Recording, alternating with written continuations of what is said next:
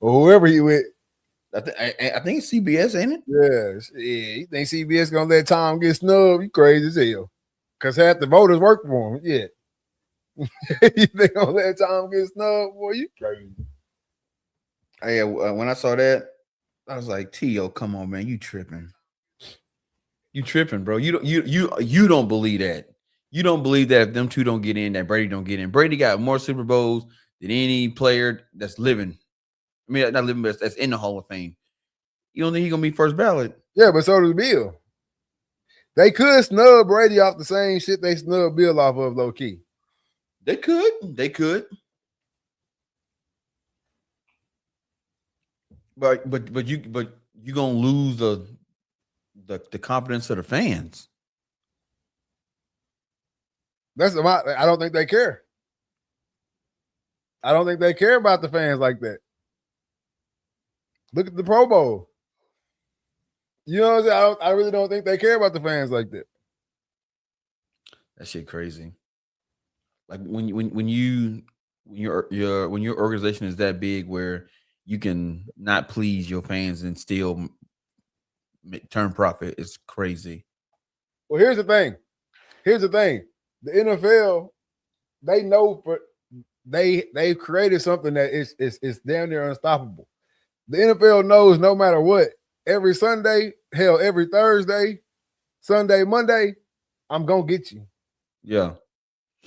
It don't matter what we do. It don't matter what we say, who we screw over, who we don't like, it don't matter. Every Thursday, Sunday, Monday, I'm gonna get you. It's programmed into the US. That's straight up. It's programmed into the US, bro. Y'all love it. When football season gone, as soon as the Super Bowl over with, you're gonna start seeing the post. Counting down the days till next football season. 352 days to the football season. Oh man, I can't wait till we get football again. You know, that's gonna happen. So the NFL knows we got you. So none of that other shit. It's the same way with the NBA, same way with MLB. Y'all ain't going nowhere. Reality TV ain't that damn good. You see what I'm saying? Like, not anymore. It never was competing. You have nowhere to go. You have nothing else to watch. We're a sports-loving country. We love sports over everything. That's why the athletes make more than everybody else. You know what I'm saying? Hey, we got a lot to get into tonight, man. Everybody stick around. It's going to be a live, action-packed show like always. Hop in the chat. If you're over on the YouTube, put your comments in. Facebook, put your comments in.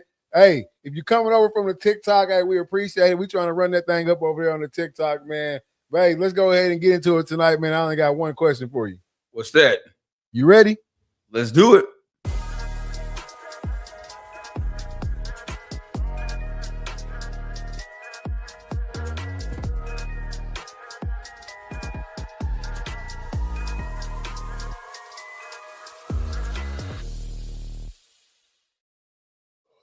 Good afternoon, good evening, good night. This is season 8, episode 5 of the Reed Talk and Listen podcast. I am your host, Nick Reed, along with my brother and co-host, Trey Reed. No Killer Cam tonight. How you doing tonight, man? I'm straight, man. This week flying by. It's already Wednesday. In my eyes, anyway. Yeah, the week flying by, but today was super slow for some reason. I don't know if I was ready to get here and get to the show or what it was, but today was super slow. But the week is moving. Dude, I had a show last night, and that was like my first early show. It was like 6 o'clock. I ain't did a show at 6 o'clock since I got started. And it ended, and I was like, dang, I got a whole lot of time left. And so I got clips made and started posting them and everything. I'm like, dang, I kind of like this early shit.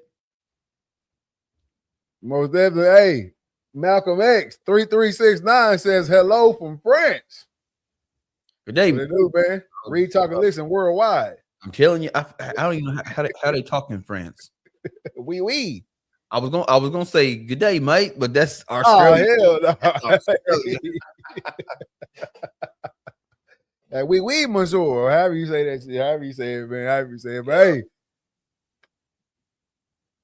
February, Black History Month.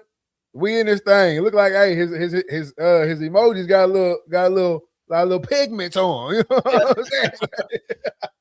Bonjour. Hey, shout out to my boy Cam. We miss you, dog. We miss you, man. We can't wait till you back on this thing with us, man. Hey, I appreciate the love, Cam, man. I was sitting at the house, man. Box coming, man. Mailman dropped off something good. I say, hey, man, appreciate you. Hey, we have some Albanese in that thing? No, Carson. Carson. No, man, I got to cut back off the Albanese, man. I was eating them, going through bags of them jokers, man. Them gummy bears, bro. Shit, yeah. I held that as long as I can. You know, them two that he got us for Christmas. Was it last year? Yeah, last year. Yeah, I had one open the cabinet, man. I said, man, I ain't gonna do it. I ain't gonna do it. Yeah. Hey, one of them late nights, man, watching TV. Look up there, one of them gummy bears looking good. I said, shit, I'm just gonna get a couple. Hey, no, bag. Smash that bag, man. No doubt. Hey, if you was here pre-show, you heard us talking about how the NFL is gung-ho on screwing over people, and they don't really matter because you're gonna come back and watch. They got us in a chokehold, man. Yeah. The NFL got us in a chokehold.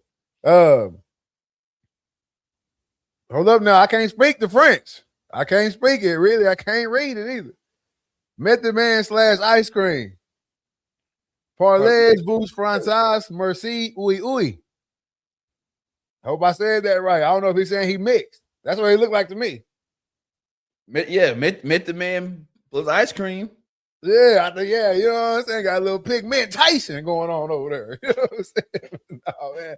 Happy Black History Month to everybody in the chat, man. Put it out there. Woo, woo, woo. Celebrating all month, man. You see me with the shirt. You know what I'm saying? You can't read it. Dope Black Father. Got it on, man, for the Black History Month. Keep rocking with us. How the NFL got us. Man, the NFL got us in a chokehold because every single year, no matter what, whether we think the refs is screwing us, whether we think it's fake, we think it's all rigged, we coming back. All right? We coming back. Straight up. We are going to watch the NFL. We're going to watch football Thursday, Sunday, Monday. It's on. Regardless of what they do. And I think in Yoza 7914, the conversation started because we were talking about a comment that Terrell Owens made about, you know, if Belichick didn't get in first ballot and Robert Kraft didn't get in first ballot, that Tom Brady shouldn't be a first ballot Hall of Famer either. And I was like, if Tom Brady don't get in first ballot, Boston gonna burn. Boston's going to burn. No doubt. I mean, it's hard to not let it's not. We talked about this last week. Bill Belichick, arguably the greatest coach ever. He doesn't get in. Tom Brady, obviously, this ain't even argumentative. Obviously, the greatest QB to ever grace the gridiron. He don't go in first ballot. Then how do you put anyone in first ballot? Yep. How does someone make it in first ballot if the greatest to ever do it in that position doesn't go in first ballot? You know what I'm saying? So it would be a crazy thing to see, but I don't think the NFL would lose fans because of it. Because we have nothing else to watch. We've created a space where sports is king. You get the Grammys that come around every now and then. CMAs come around, BET Awards come around. Like this certain little type of shit comes around every now and then, but there's no other lengthy program that we've come accustomed to just every year, no matter what, we're gonna be lined up watching it, right? Well, other than every time the Olympics come around, which the Olympics is coming around. Yeah, the Winter Olympics is here now, but how many people are watching it? A lot of people watch the Winter Olympics. As many people as watching during football season? No. I'm talking about America. Now, worldwide, I do believe that. But I'm just saying in America. Yeah. Yeah. Oh, no, not in America, no. Because you got a chance to watch The half pipe or whatever they call it when they skiing and snowboarding back and forth, or you got a chance to watch this playoff football game, what you gonna watch? Oh, playoff football game. That's what I'm saying. The refs definitely doing some dirt. I don't think there's a script or anything. The league in general just getting soft. They want to include those who narratively can cause positive marketing. The league, I don't know if the league's getting soft. I think the softness comes from the speed and the strength. We gotta cap some of this shit off. Yeah. But yeah, the refs, I'm like Aaron Rodgers. Hell, they want to be on TV too. You know what I'm saying? The refs want to be on TV too, man. They gonna make a call to let them get in a little limelight for a couple weeks or so. You know what I mean? And there's no real reprimandation for a bad call. I mean, you spoke on it a couple weeks ago. Hell, make them do press conferences after the game. Yeah. That'll slow up a lot of it. Just having them have to go in front of the media and explain. So I'm with you on that. I just think no matter what the NFL does. I mean, hell, they came out basically a couple years ago and said, man, shit, we don't even need running backs. You know what I'm saying? Everybody was mad as hell. Ratings went up. You know what I'm saying? Like, it don't matter.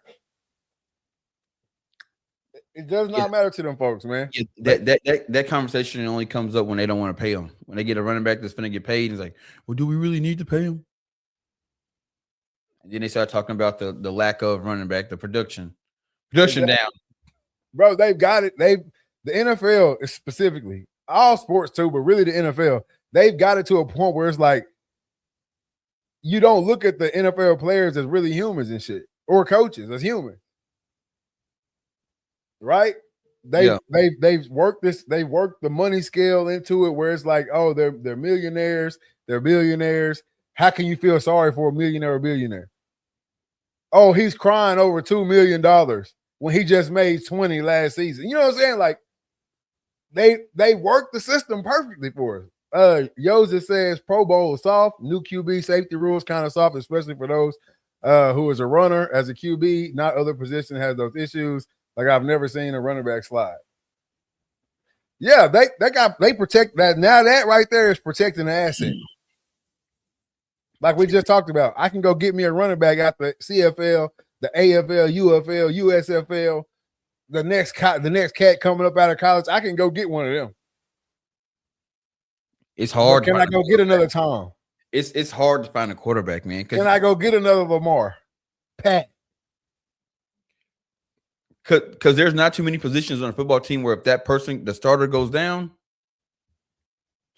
somebody can't come back up and fill it. A quarterback go down, your season generally over with. Quarterback and kicker. That's why you can't touch neither one of them. Yep. You can't touch neither one of them. Shit, touch that kicker leg if you want to. Bro, if I was a kicker, every time I punted, I'd fall on the ground. if you were just near me, I'm falling, man. I gotta get a call. I gotta get a call, man. Oh, it's entertainment, and I'm always entertained. That's what Kiki's saying. That's true. I'm always entertained. Even a bad game.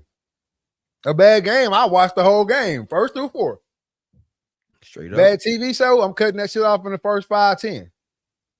Yeah, TV show, I give you 5 minutes. You get 5 minutes of my time. That's why I hate when people be like, oh, man, you got to watch that show. I watch it, and I turn it off, and they ask me, you watch it? Yeah, I started to, but it was trash. Oh, man, you got to give it like 3 episodes. Then you ain't got me. I am not your target market. I got to be entertained off rip. Yeah, you got to whack somebody in the first episode for me, really. Somebody got to get whacked. Some high-intensity moment in that first episode really got to lock me in. Bro, that's what how Welcome to Derry got me. First episode, like, normally in it, the kids they introduce are normally going to be the kids that is going to be the one to take it down. Shit, they had the 5 losers club. Okay, cool. These going to be the kids we're going to rock through the show with. At first episode, spoiler alert, they all get whacked except one girl. They all get whacked in the first episode. I was like, damn, like, where's this going now? Yeah, I need some high intensity off the rip. 10-star. I don't know if anybody's ever seen 10-star. I'm not gonna spoil it, but hey, If you ever never seen 10 Star, they get it popping off the rippets. And that's the type of shows that you got me. I watch the whole thing. Nothing else has to happen for a long time. But you got me after that. You got me. Give me a little break-in scene. You know what I'm saying? Don't nobody get hurt. Give me a little break-in scene, man. Have me sitting up a little bit. Give me something. And I'm good. But no, the sports. Go watch Wonder Man. The sports, I'm gonna be entertained. We fall in love with the characters. I'll even call them characters. We fall in love with the characters. We fall in love with the stories preseason. So you go, it keeps you engaged. It keeps you watching. A ref's bad call will have you watching other games to see if they're gonna call it the same way. You know what I'm saying? Like it all falls in line, man. They've done a great job. I mean, we can't deny that. We can't deny that, man. Shout out to everybody watching from overseas, man. Everybody for their first time tuning in. Yoza, man, we appreciate you on the show and joining the chat. You know what I'm saying? For sure. Hey, my boy Cam said, I'm just trying to see if Walmart gonna have that taste like freedom ice cream this February, man. Probably not. that was for Juneteenth. Yeah, that was Juneteenth. They had that thing out there for Juneteenth. That was the Juneteenth flavor. Hey, but man, T.O., I think you're off on this one, man. I think Tom Brady gonna slide in there. I just can't see them keeping him out, man. No, I can't see them keeping him out. Cause, bro, I'm looking at the advertising dollars, bro. We about to induct Tom Brady. The storyline is the storyline everybody wants. Kid that wasn't drafted, really wasn't highly recruited and all that junk. Got his time to shine. Never looked back. Yeah. There'll be a bunch of documentaries to drop that year. What, this is second year, third year out? Yeah, and hell, they already got like 4 or 5 documentaries about him already out. Man, yeah, so all that shit. In these next couple of years, you'll start seeing some more documentaries roll out about Tom Brady, and I think they'll show for him on in that thing, man. I don't think he'll have trouble getting in like Bill. I don't think he'll have trouble getting in like Bill. Plus, they've already basically pinned all the bullshit on Bill. Yep. You know what I'm saying? They basically already pinned all the bullshit on Bill. So it is what it is, man. To me, they one and the same. Maybe or they kept him out now so he can go in with Tom.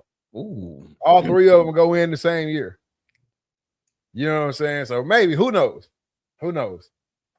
Personally, me, I think the Spygate and the Deflategate and all that shit was a bunch of riffraff. They really not letting Bill in because he out here with this little young floozy. It ain't a good look, Bill. Yeah. It ain't a good look, my boy. I'm not mad at you. but it ain't a good look now. She in the press conference saying who he can and can't, what questions he can and can't answer, all this shit. Like, yeah, I think he getting a little kickback from that too, man. Like, damn, Bill might have lost this guy. Mine. You know what I'm saying? Like, they spent like $36 million in real estate on a girl, like getting that bag. Yeah, man. Bill just might be he might be catching some heat off that right now.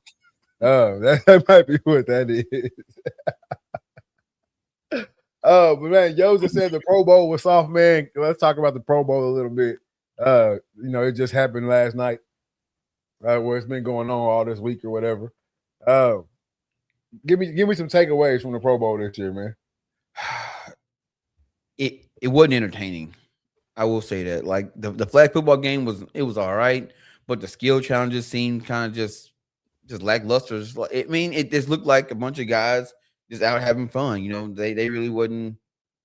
There was really no competition, going on. It was just guys out there just, playing around. Which it is what it is. These dudes can put their body through, hell and high water for 16 weeks. So I understand it because I've been there. So I get it. I understand. After a long season, you really don't want to go have to play another game.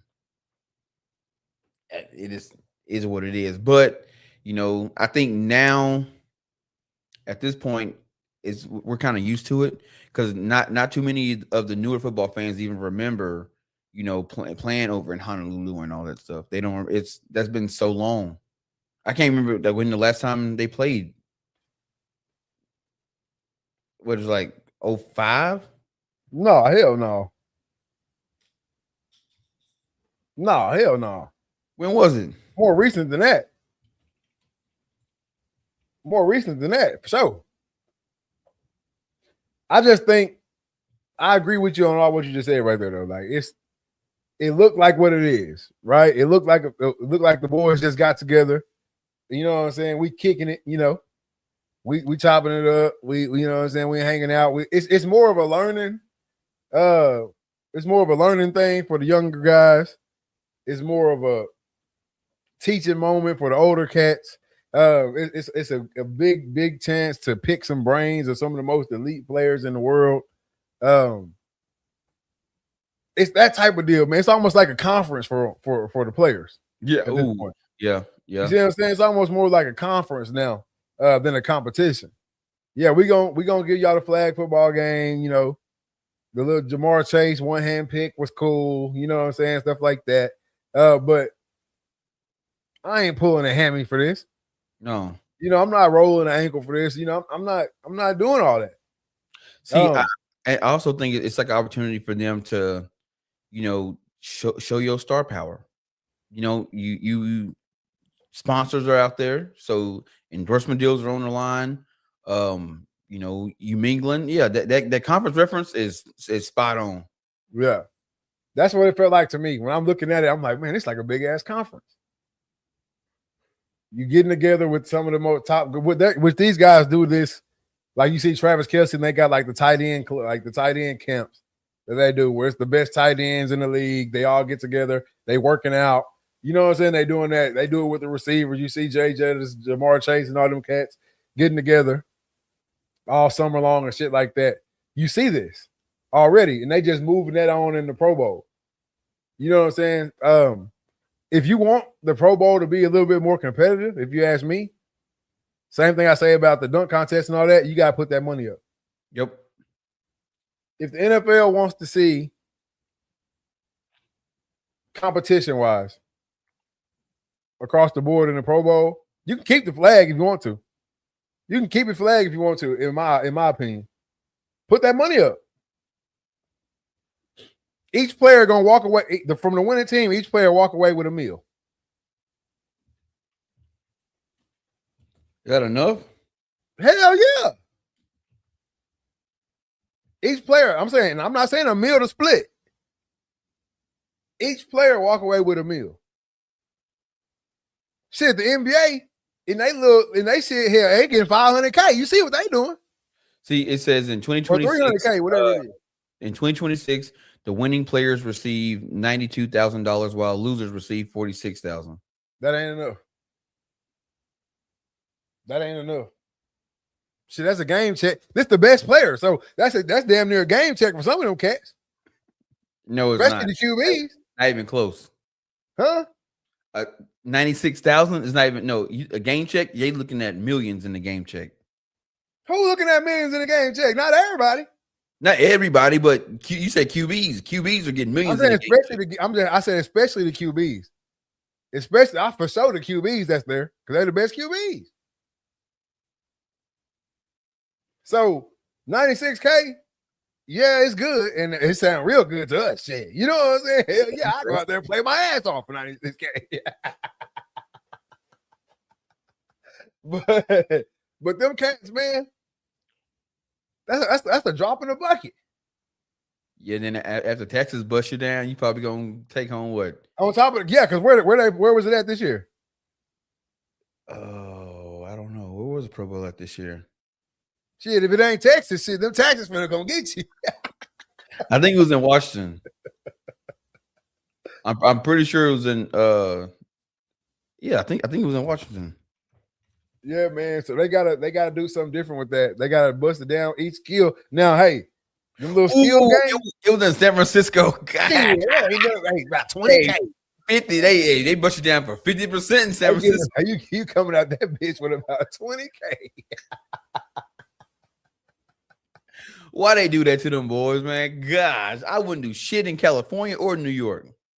Yeah, man. Oh, we know it. We should have knew it was in San Fran. It's where the Super Bowl is every year. Yeah.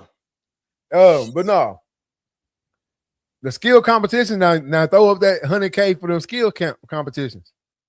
Now that's $100K worth right there. Yeah. Any skill competition, you win a skill competition, you get that $100K. Or hell, or even put a bag on it with like an endorsement bag on it. Skill competition sponsored by Oakley. Skill competition sponsored by Gatorade, sponsored by Nike, sponsored by Adidas. You win this skill competition, you now you have a fucking Adidas deal. You got a Nike deal. You got a Gatorade deal. That type of situation. I don't know. They got to do something to make it to make the game more entertaining. But I said it last week. The Pro Bowl is really an event for the fans, so you can go to these, what they call the NFL experience. You can get there, meet your players, get autographs. Your kids can go and run through drills that the players do. They got those. Are you fast as Tyreek Hill? And it's like a little treadmill. And you got to run on it and see if you can keep up. Shit like that. That's what that shit is for. Same with the NFL draft. Like it's all for the fans now. Like, hey man, thank y'all for supporting us this season. Come have fun, meet our guys. But as far as putting them through a rigorous game, that shit over with. And I looked it up. The last game was played in 2022, which I did not know that. Yeah, I told you. It was more recent. The flag shit pretty new. But yeah, if you want to make it competitive, man, you got to give them a reason to compete, man. You got to give them a reason to compete. Like the Senior Bowl. They out there scrapping. Because shit. We're fighting for their life. You see what I'm saying? It's a few cats out there solidified. They no matter what happened in this game, they going that way. But when you see that cat from like East Birmingham Junior College, that motherfucker out there, hey, that boy out there trying to shine something. He damn near trying to get every rep he can. He trying to shine something. That cat from John Brown University or or Cincinnati Tech. That joker out there is he out there trying to get it, man. He's trying to shine something. I gotta show somebody something out here. And that's what I think you need in the Pro Bowl. You gotta have something on the line, man. And for them guys, the only thing you really can put on the line is that bread. Bread. Put on the line that bread, man. You brought that Senior Bowl up, but hey, I just watched a video the other day. The O lineman from Miami, man, he's got just demolished, man, by the cat from Ohio. No, the guy from Miami. He demolished this dude, man. It's my chance to show something. Not saying that he needed the dude from Miami did not. It was because it was Bang, wasn't it? Yeah. Yeah, he don't gotta show shit. First rounder off rippage. But just to quiet the noise. Yeah. If it is any little booty chatter out there.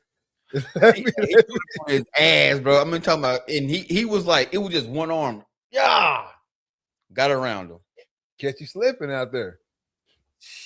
And that's so you gotta have something on that for the Pro Bowl. Hey, it's an old lineman out there on that rookie deal. That boy, hey, rookie deal about 500. Shit.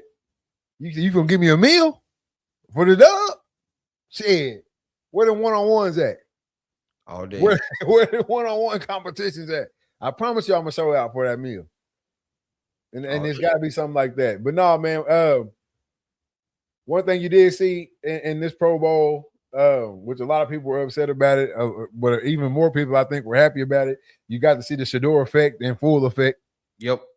And you got to see players from other teams like almost like they was showing their respect to him, but just showing the fans in the league, hey, we love this dude.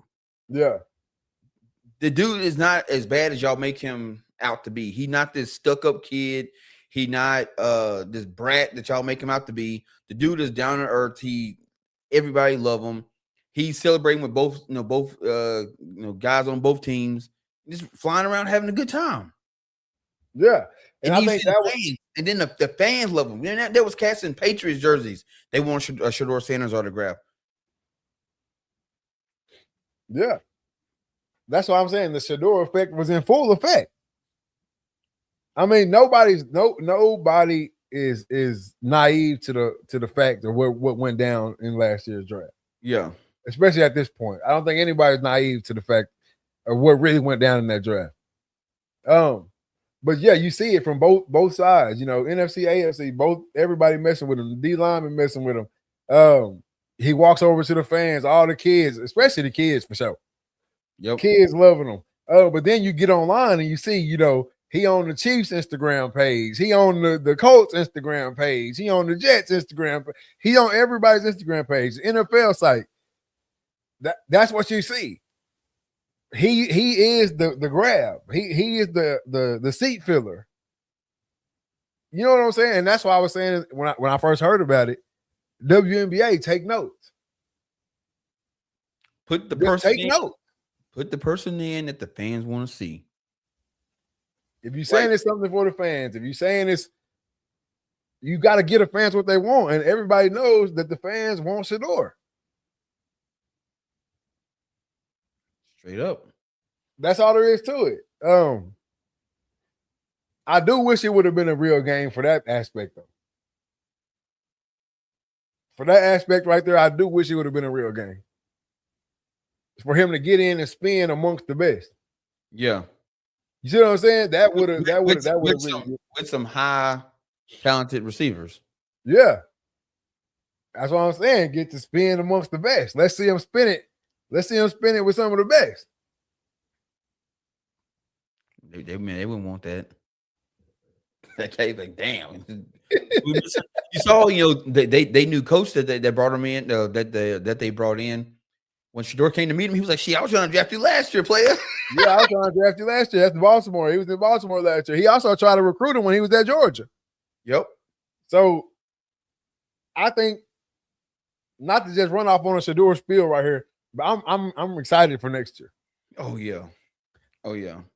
This coach and his QB coach that he brought, Monken, the QB coach that he run with, is lit too. So I want to see what they're going to shake up. I want to see how they're going to draw it up. I want to see a real game plan for Shedeur. I want to see them bring in some talent at the receiver position. They had the worst receiving core in the league last year. That's on paper. That ain't just me talking.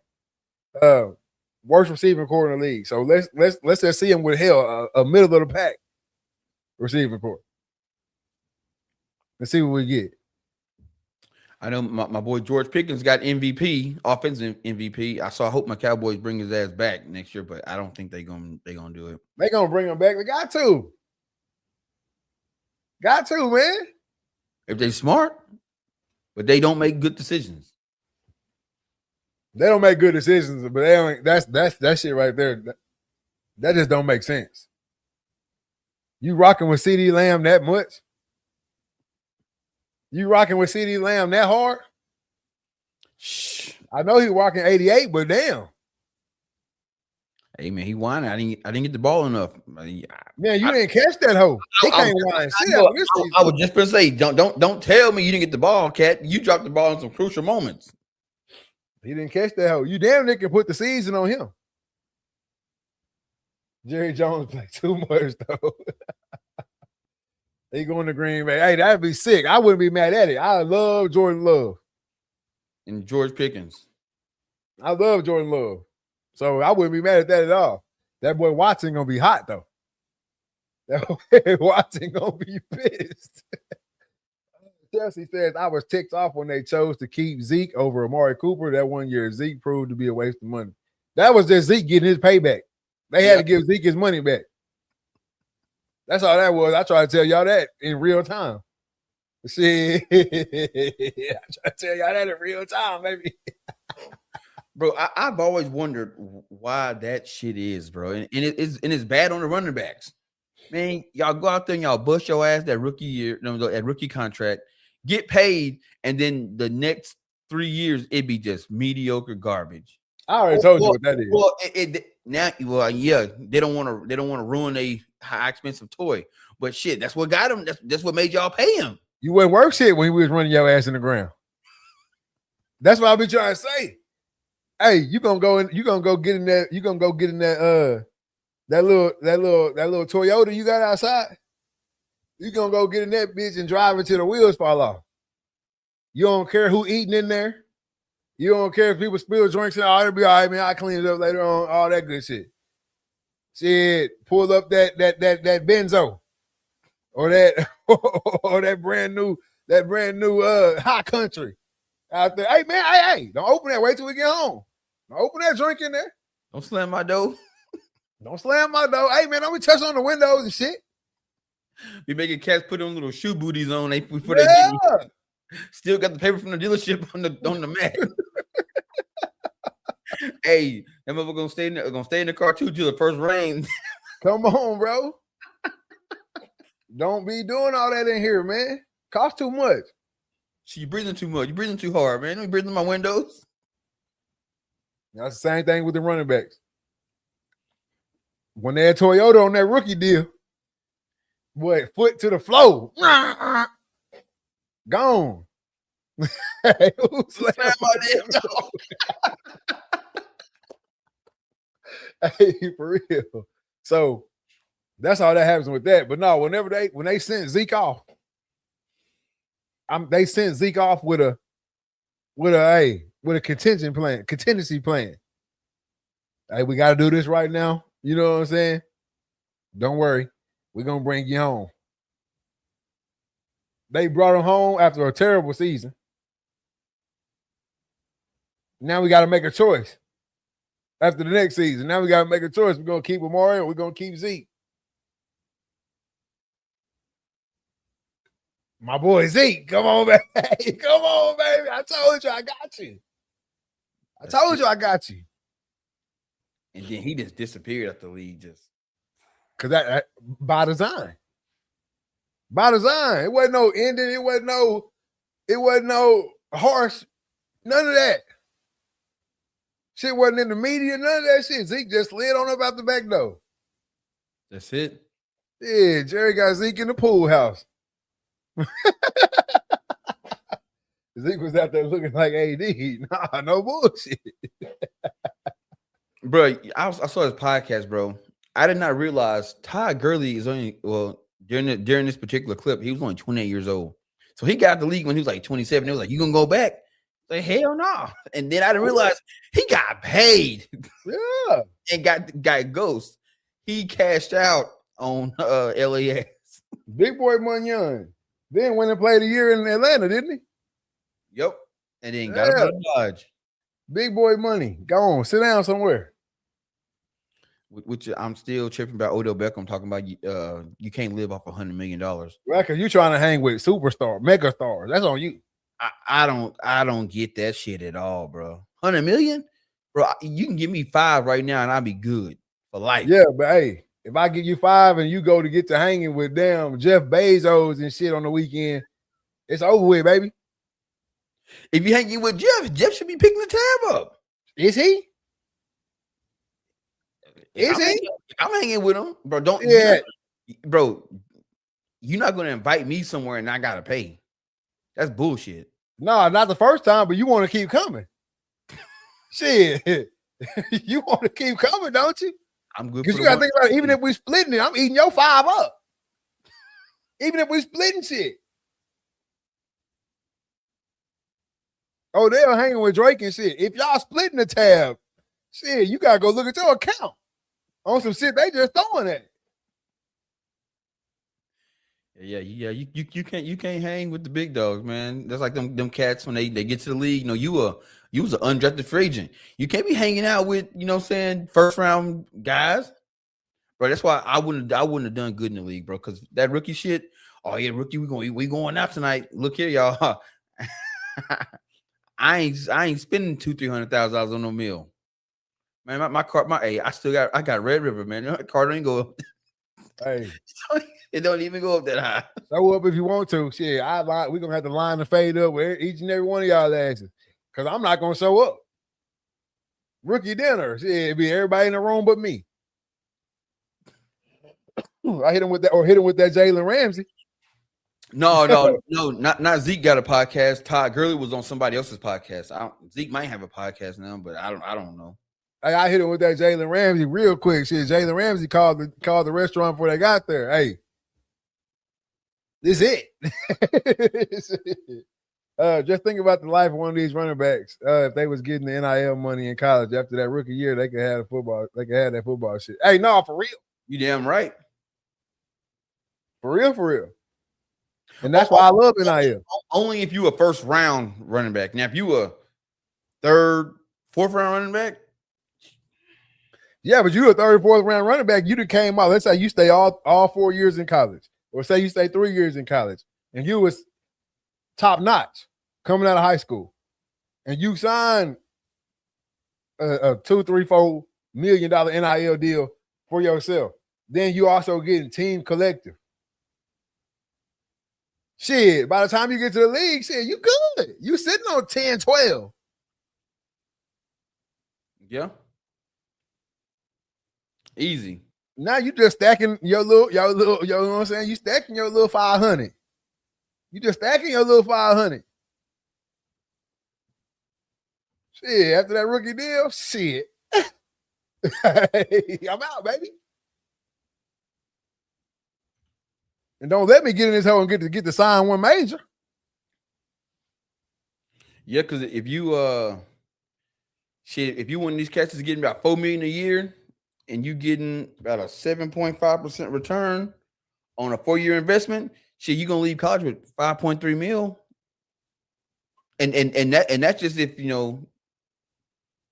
if that's what you initially signed for, $4 million a year. That ain't mentioning if you getting endorsement deals and all that. You can just let that bread stack. You should leave college with at least $10 million if you want these high profile players. $10 million, and let the NFL money stack up. Live off the signing bonus right into the sunset, man. At 27, 26 years old, you good. That's what I'm saying. And then the way the college shit going now, I'm finna hit your ass for 4-5. I'm finna hit your ass for 4 or 5 years. Yep. Maybe even 6. But play my cards right. Come on, man. I ain't trying to hear none of that shit they talking about in the NFL. Yeah, if you go 6 years, you're gonna leave with $6 million, at least $6 million. And that just with compound interest, putting it in an account and letting it sit there. I couldn't be coming through right now.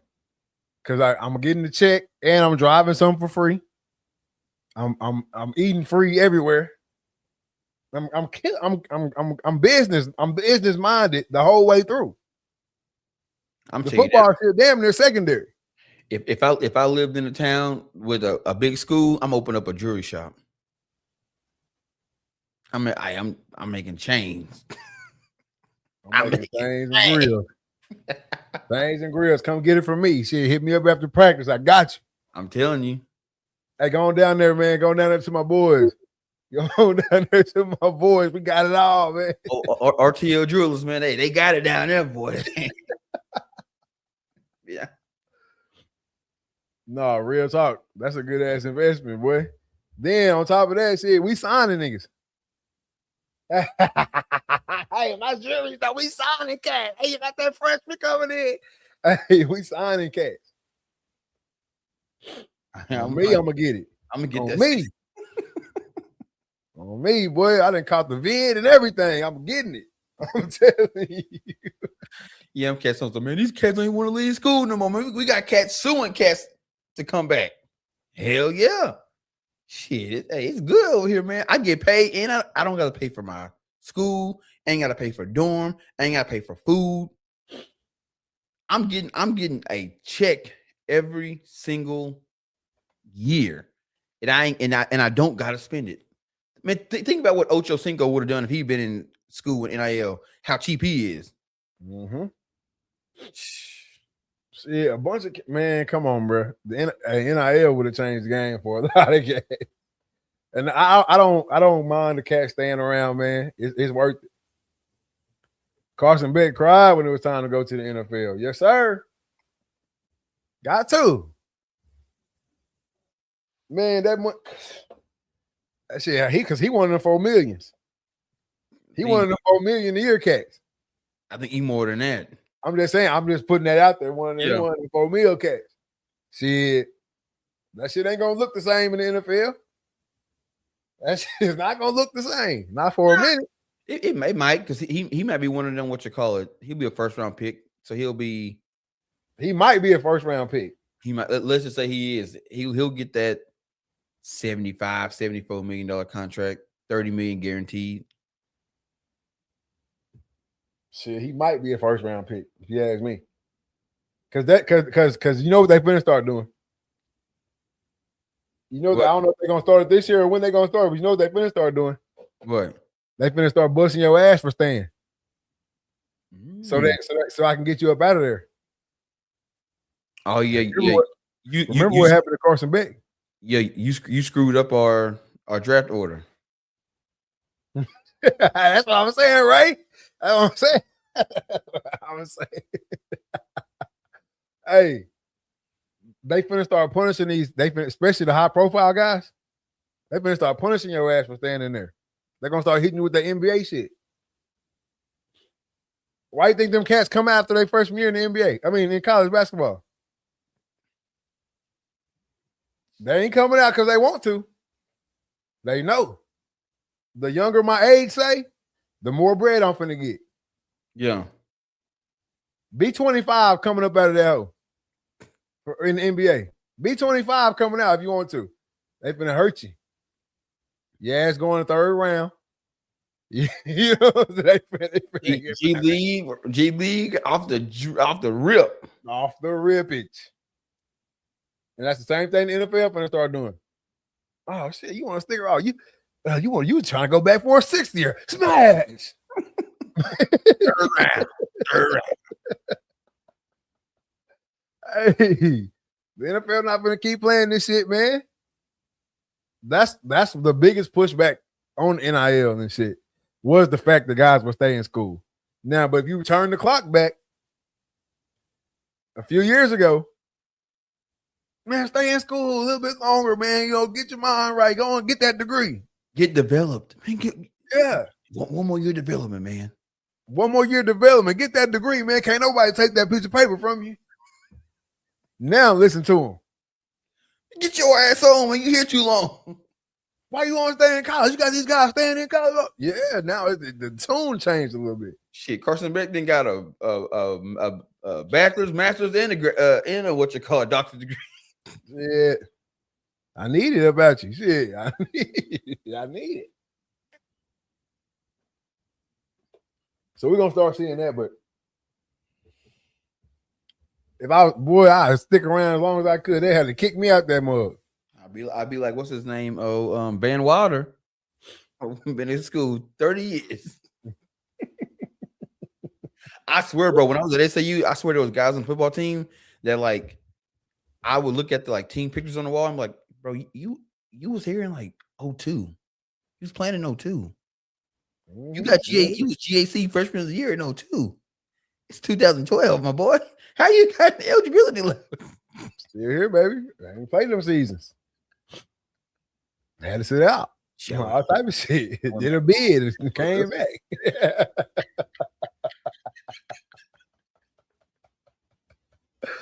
But that's how that shit be going, man.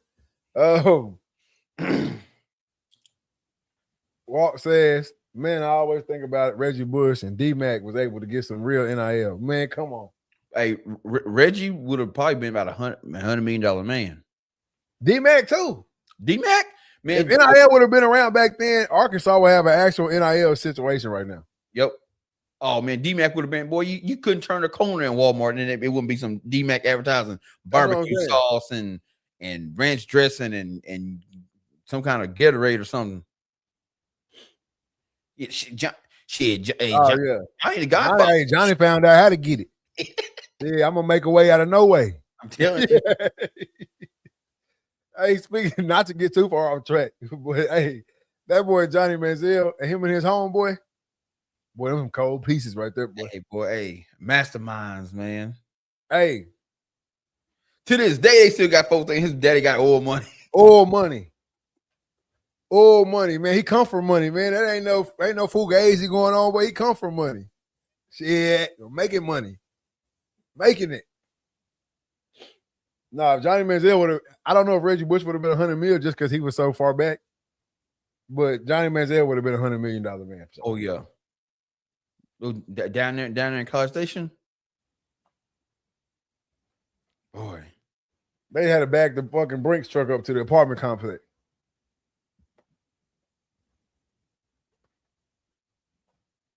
Johnny Manziel on nightcap is hilarious. Nah, for real. I know a lot of people don't really respect his sports takes for real like that, which is crazy to me. But he be having some good shit. Yeah, dude. My favorite interview with him was when they was talking about. It was like right after the draft, and it was asking him about the Browns. And he was like, "Man, the Browns organization is messed up from the top to the bottom. He just give it up."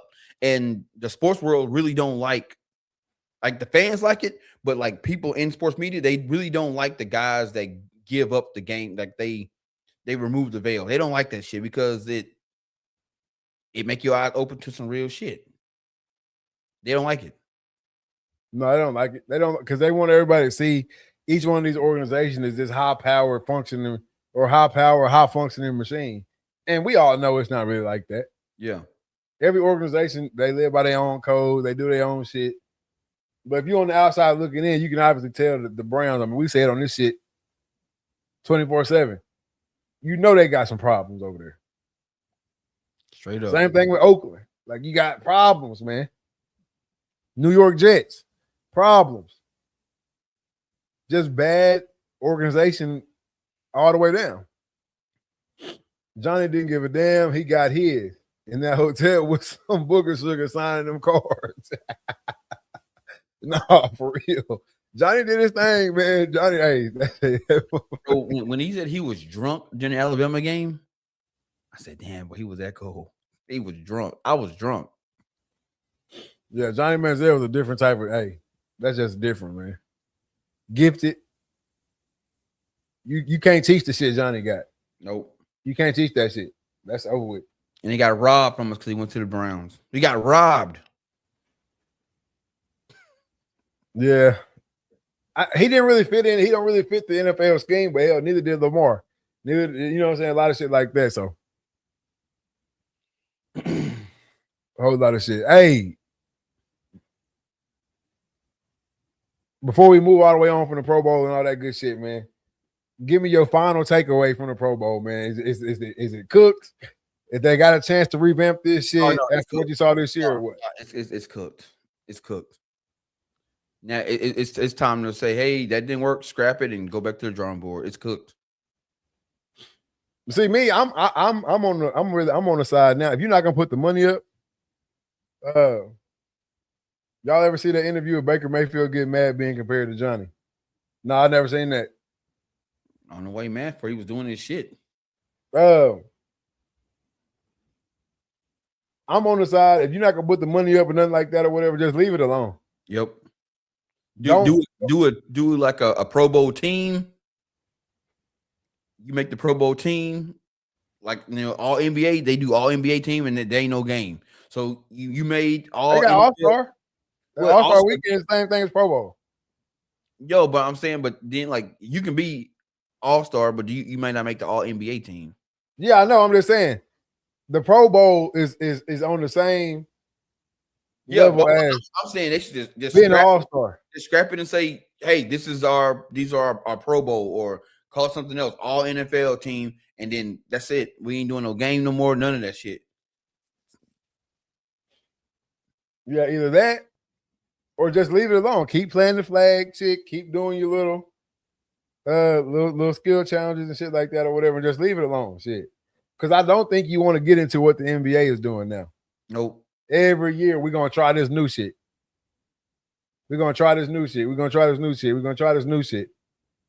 And it ain't working. We're gonna bring the WNBA. You go over here and play. No, don't. No. Yeah, that's not a good look to me. Because now they're gonna do the world. They're doing the world shit this year. NBA players versus the rest of the cats. That shit gonna be trash. Watch. That shit gonna be trash. Yep. Oh, today was a big day. National Signing Day. But hey, growing up, I remember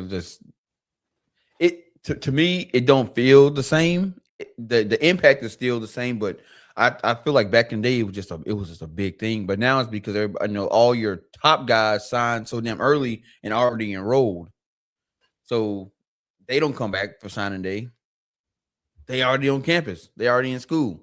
So it's not the same as it, as far as the coverage wise, but man, it's still a big day, man. I remember my signing day. I remember the morning I woke up. That's how I was going to Navy, make the phone call. Had to go to school. They faxed over my letter of intent, signed it. I mean, I remember all that shit, man.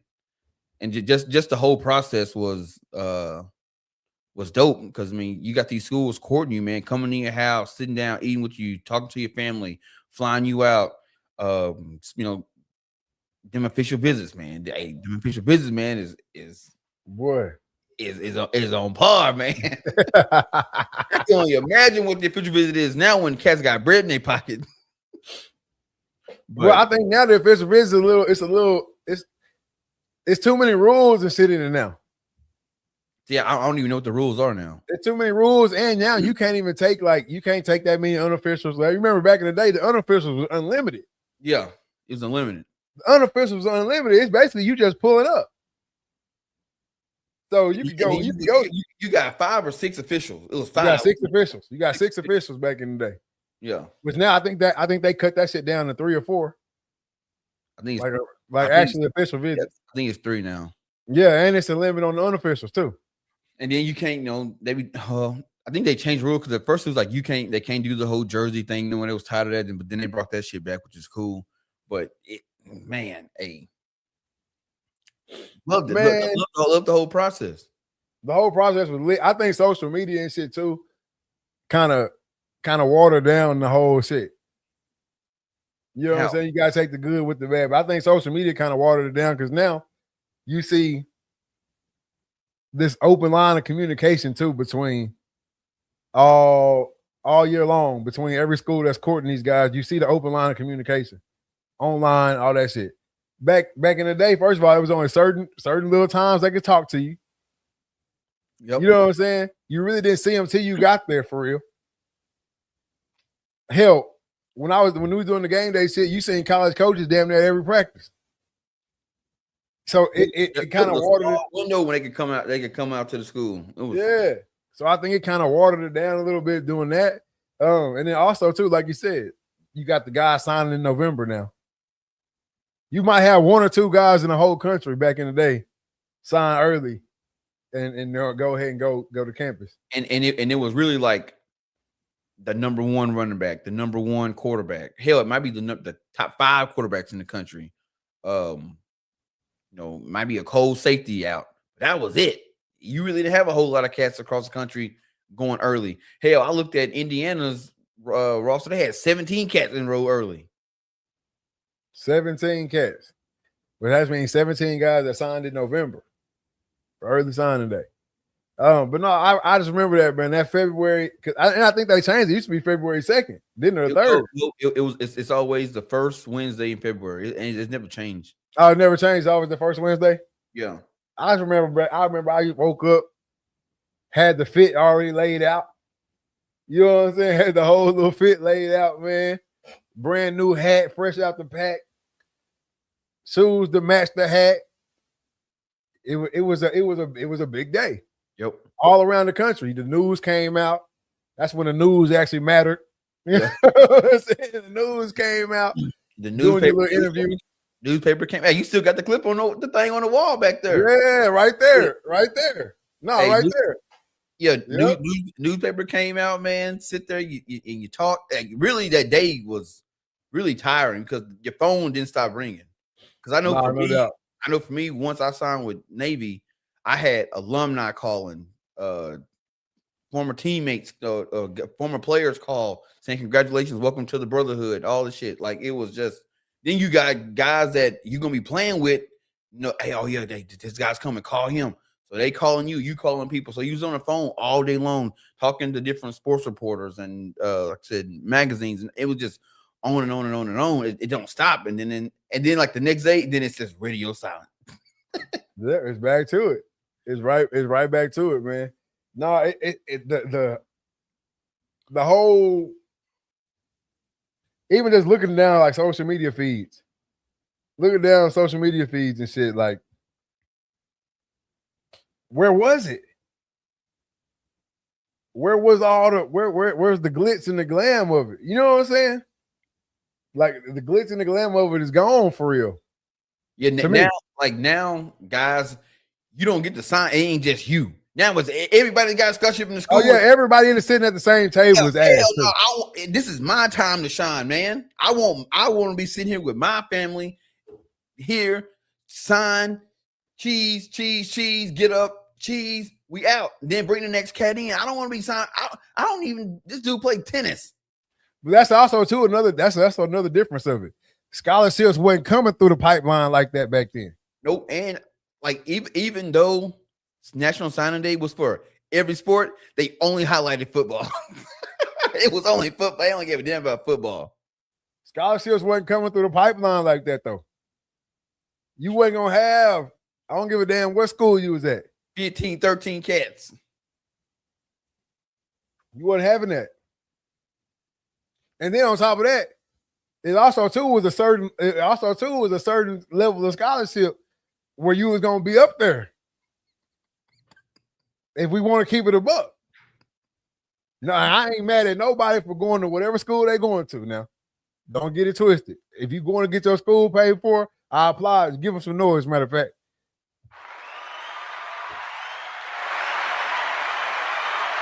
Any school you going to, I applaud that shit because that ain't no small feat. But back in the day, everybody didn't get to go up there on that stage. That's just how it was. Everybody didn't get to go on that stage, or you had a separate day on down the line. You know what I'm saying? You had another day on down the line. So because it was football, D1, D1AA. I want to say that's about it. D3. Yeah, unless you was the only one. Yeah, yeah. D3, you got your name in the paper. Come on. You didn't get no signing day. You signed at home. It was like 4 cats. It was like 4 cats in Texarkana. When I was doing my signing and shit, it was like 4 cats, and we did everything together. All the newspaper shit, the magazine covers, and all that shit. We was the only ones there. We wasn't the only people signing, but we was the only ones doing it because it was levels. Now you got the cat going to fucking Arkansas, LSU, sitting next to the cat going to fucking SAU. Not knocking on SAU and none of that shit, but I'm just saying. That ain't how it ain't. Because it's a hard follow-up. It really is. Like, because you sitting there in your SAU gear, and then you got these other cats, and they got Wisconsin, Ohio State, Florida State, Michigan, Bama, and you sitting up here in your Eastern Tennessee shit, and ain't nobody trying to talk to you because we don't give a damn about Eastern Tennessee. I'm just being real. Like, even the picture you got on your wall, it's me, Dennis Johnson, and LaMichael James. There was a whole lot of cats that signed. Then when the 3 was in the paper, first front page, that's it. Taken aback what the article said. That's what I'm saying. Like, so I feel like it just got watered down somewhere along the mix. Like, okay, we just gonna throw them all into one day. We got the cross country runners and all that shit. We got to make everybody feel involved, make everybody feel important. That's just how it is. Like, everybody got a table in the gym. Yeah, all the way around the gym and shit. Nah, man. We didn't even do. Hey, PG, let me get on y'all real quick. Man, take them folks to the booth, man. I can have us in that booth back there, man. That's why you got to do that shit at, man. In the TV room. Yeah. Wasn't in no damn gym. I don't play no basketball. Take them folks to the booth, man. You supposed to make them kids feel like they on top of the fucking world on their signing day, man. I don't even care. It don't even really bother me to do the cross country and all that shit on the same day. But take each one of them in their family and put them up on the stage, man. Do that shit in the fucking PAC Center. You know what I'm saying? Do that shit. Do it big for them kids, man. It just feels like they just pushing them through now. Like, all right, let's go ahead and get everybody up here all at once and shit. Like, yep. I think that shit trash. It's supposed to be, man. That's supposed to be one of the most, man. Ain't too many in this life. Ain't too many special last days that's just about you. Yep. True. You know what I'm saying? Ain't too many of them. And you done busted your ass. You done worked harder than everybody around you. You didn't accomplish some shit that a lot of people not gonna accomplish. Make that shit about them only. Boom. You on the spotlight. Even if it's 20 minutes, 10 minutes, 15 minutes. You in the spotlight for these 15 minutes. Say what you gonna say. Have your family in there by yourselves, hugging and mama crying, daddy crying, all that good shit. And let them go one by one. Yep. That's how it's supposed to be, but they now everybody involved and in this rush. You said that they trying to get you in and out.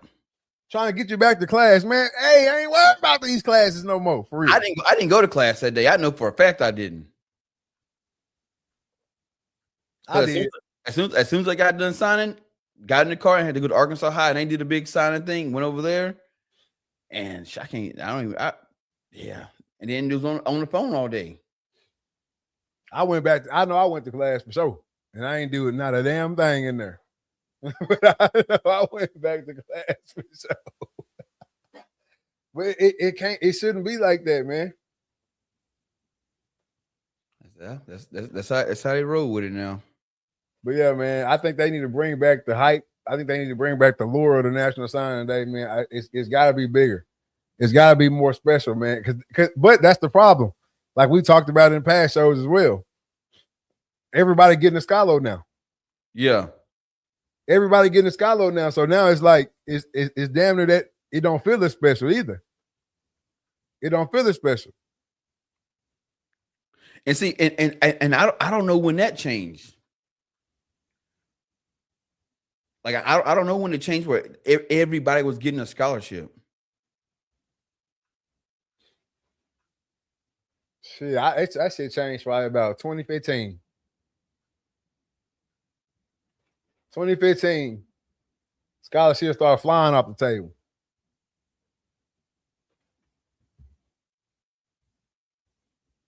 Which again, I'm not hating on I'm not hating on no kid, period, in no aspect. Oh, that boy done pulled out some throwback shit. That boy done pulled out some throwback shit. But yeah, man, put him up on the booth, man. Gotta bring him on the booth. Put him up on the booth, man.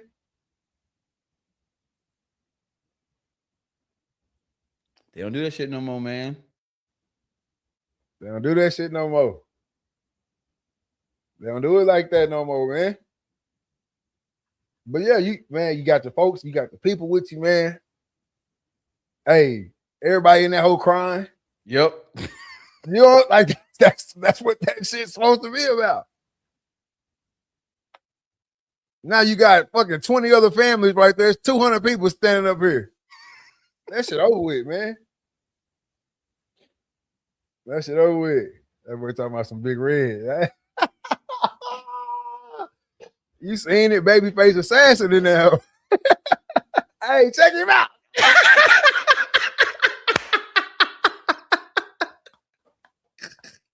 Check him out. Hey, mama with the vest on in that count.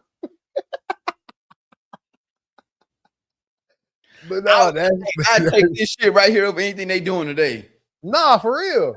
Fake ass setup too. But you see what I'm saying? Like that, hey, the wall don't even go to the ceiling.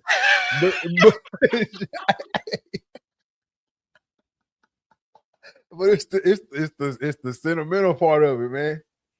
I don't even know if they actually signing that shit for real now. They probably faxed that shit off the morning before. Yep.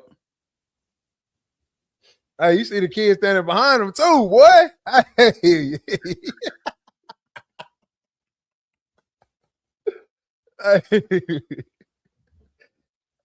Hey, Trey got the best posture ever. It was always Navy.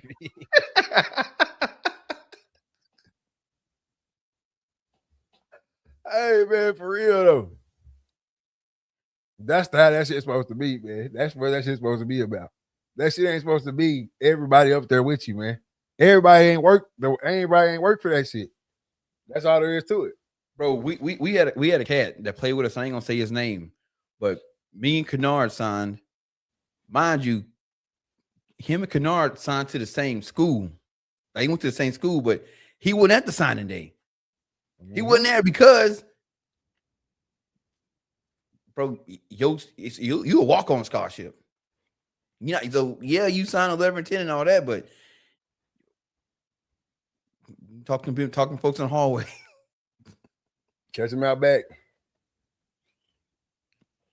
But it's because now I will say this, man. It's a race for these schools to get these kids in. That's why everybody, they not signing that letter of intent the day of. They signing the night before, because I got to get my numbers into all these folks quick so we can move up in these rankings. So even if it's just for a day or two, hey, shit, we was number one at this point in time, and then once they all come in, then everybody settle where they at. But right now, as it's looking, the top 10 schools in recruiting: USC with 36 recruits, 3 5-stars, 19 4-stars, and 13 3-stars. I'm not even gonna read all the stars. Oregon, 24 recruits, Alabama, 26 recruits, Ohio State, 29, Notre Dame, 30, Georgia, 31, Texas, 24, Tennessee, 30, Miami, 30, and A&M, 26. So out of the top 10, 5 schools are SEC. I don't think NIL is hurting SEC too much. Nah, for real. We said it before. SEC want to complain and all that shit, or SEC fans. I don't think the actual SEC is complaining because they obviously see the numbers. But NIL ain't hurting the SEC, man. Out of the top 10, they got 5. 50%. People still going to SEC schools. It's still a thing amongst recruits, whether it be portal recruits, high school recruits. It's still a thing that I want to sign and play in the SEC. That's still a thing. We can't sit here and act like it's not.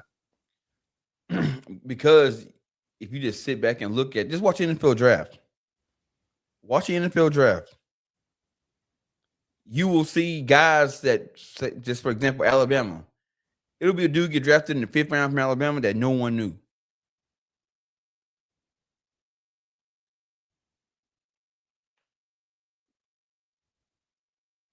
It's just because he went to SEC school. Nah, for real. Oh my goodness. NIL transfer portal and so on is hurting the SEC. Support the conspiracy theory. No, sir. We see it. They got out of the top 10 recruiting classes in the country, 5 of them are SEC schools.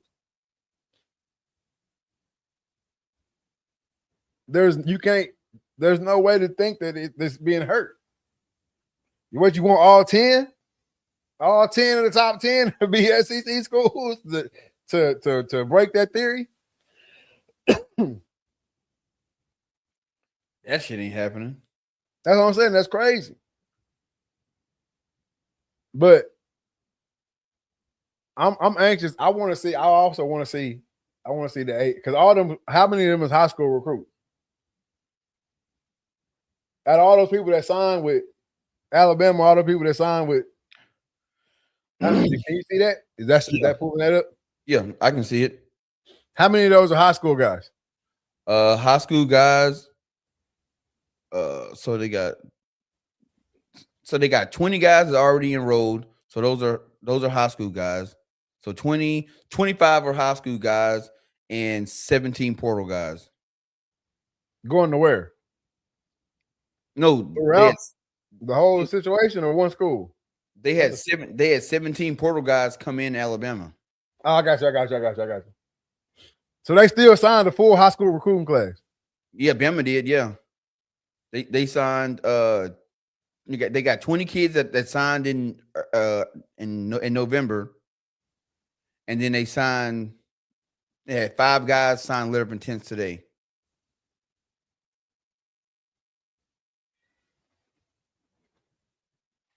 And 17 portal guys. I don't see where they getting hurt. Nope. They damn near got a full recruiting class of portal. Yeah, and then if you look at their portal guys, it's guys coming from Mississippi State, Alabama, South Carolina, Alabama, Oregon, Alabama, Ole Miss, Alabama, Texas to Alabama. I don't even know what CP. Oh, Cal Poly, Alabama, Washington, Alabama, Michigan, Alabama. Oh, so it's Big Ten cash leaving the Big Ten coming to the SEC. Yep, Michigan to Alabama, USC to Alabama. Hell, didn't Alabama play Mercer State? They play against them. They played against Mercer State? Probably. Gee, they took a safety from Mercer State. He came to Alabama. So the portal is not hurting the SEC. He must be cold if he went from Mercer to Bama. Or like we talked about, see, he was a freshman at Mercer. Yeah. I proved my point with the conference phase in the national championship. No, you did not. No, you did not. Because I looked up something earlier. Guess how many guys from the SEC went to Indiana after winning the national championship? Not a one. Not a one. Not a one. Also, too, I'm gonna do some research too and find out how many guys left the Big Ten and went to the SEC versus how many guys left the SEC and went to the Big Ten after this last season. I guarantee you there's going to be more guys leaving the Big Ten going to the SEC than the SEC going to the Big Ten. Well, yeah, because if you just look at the SEC schools, like I'll look at Texas, and you look at they transfer portal guys. They got guys coming from Wake Forest to Texas. Another guy, Wake Forest to Texas, A&M to Texas, South Carolina to Texas, Auburn to Texas, Florida State to Texas, LSU to Texas, Arkansas to Texas, Michigan State to Texas, Memphis to Texas. There's not a lot of guys. I mean, most of the guys are coming from or going from SEC to SEC. Yeah.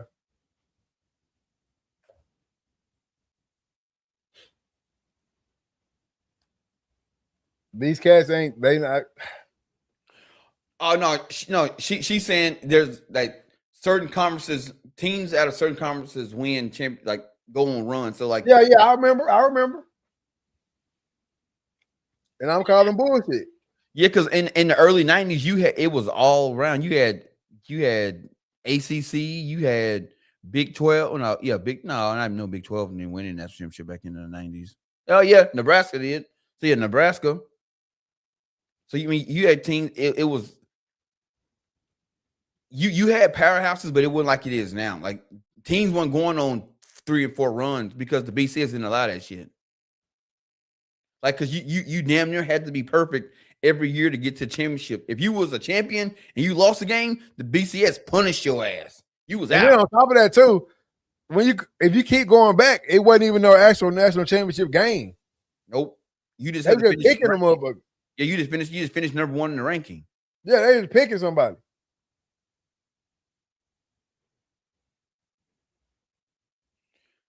How can you call BS when you seen Big Ten win a national championship lately? The Big Ten win a national championship, yeah. They win national championships. But the way you're saying it is,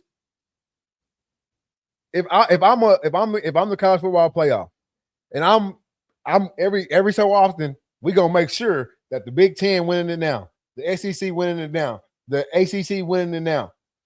When we get to playoff time, I'm not fucking loading it up with the conference I don't want to win. Thank you. Because at that point, the odds are against me. I'm not going to stack the odds against me to get something I want. Exactly. When I'm in full control. Especially when you got teams sitting on the fence that ain't got nothing to do with neither one of it. If I don't want the SEC to win and I got Notre Dame sitting on the fence, at least one of y'all getting booted up out of here for sure. Yep. She says, if you see Big Ten in it again, you going to be suspicious about it? No. Not if I see fucking 7 SEC teams start the playoffs. If we come to the playoffs, if we come to this time next year, and it's getting ready for playoff time, and I see Ohio State, Oregon, USC, Michigan, fucking Indiana.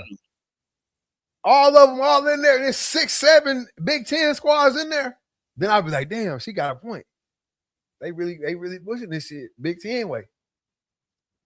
But if I look up again and I see fucking Bama, Georgia, Ole Miss, Tennessee, Texas, loaded up in there 6, 7 deep, then I can't go. I can't go for that. The thing that sucks is the SEC teams end up knocking themselves out based on just seeding.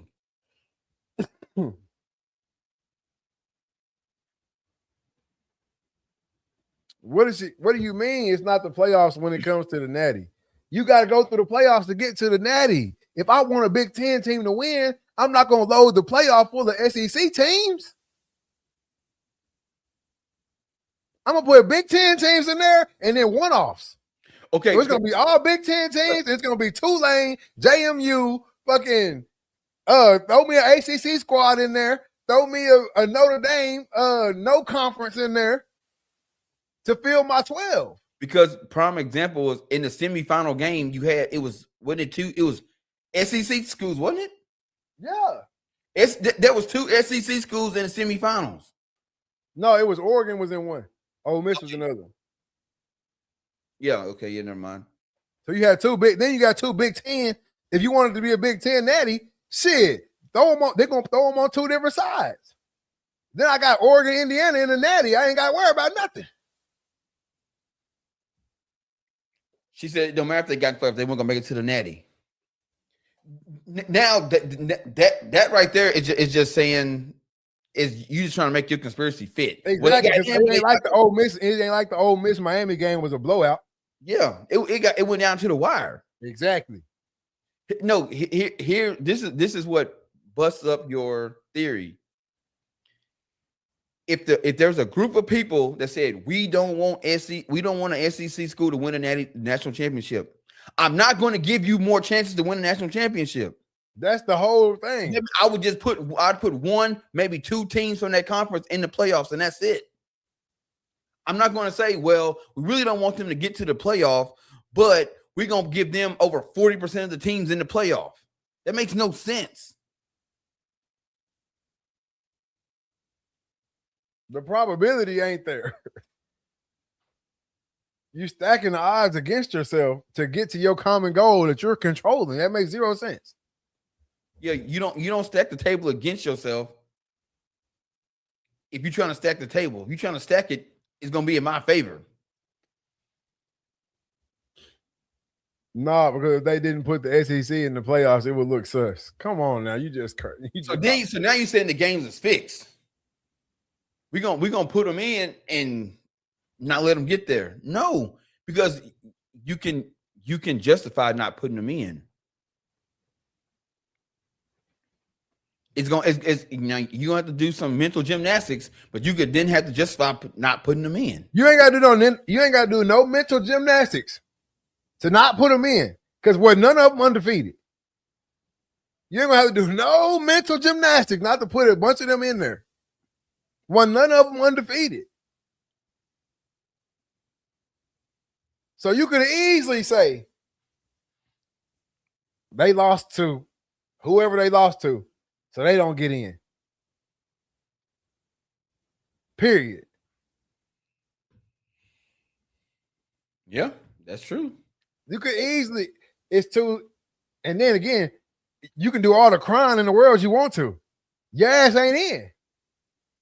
We've seen it. You can do all the crying you want to do. Your ass ain't getting in. And just know that next year, we're not playing for 12 spots. They plan for 11 because Notre Dame is automatically get in next year off rip. So now you plan for 11 spots. Notre Dame not getting in really kills your theory. Yep. Because they could have easily put Notre Dame in, and that takes out an SEC school, and it's justified. And it's justified. But just know, next season, everybody else is fighting for 11 spots because Notre Dame automatically gets in if they have a top 12 finish. They automatically get in off rippage. And if you look at their schedule for next year, they getting in. they are getting in. Oh, you know they getting in. They had Buddy at the Natty. Who? The coach. Damn. The coach was on set at the Natty. Refused to play in their bowl game, and the Notre Dame coach is on set at the national championship. Them boys getting in. Bro, they schedule. You wanna see their schedule next year, or you want to hear their schedule next year?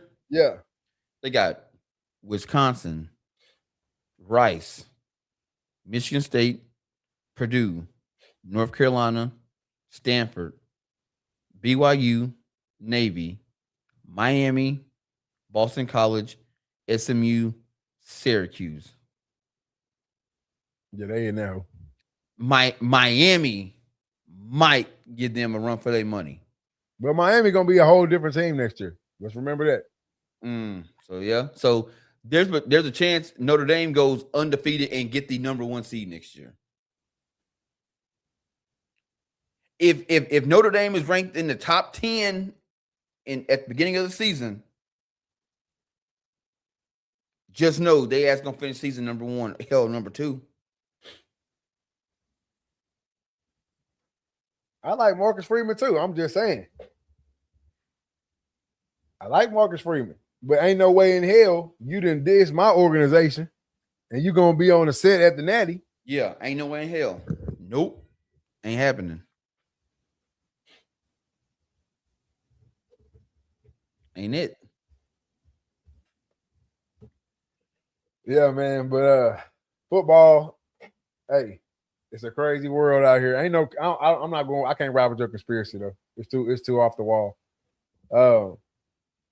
There's too much going against it, and I'm a conspiracy guy.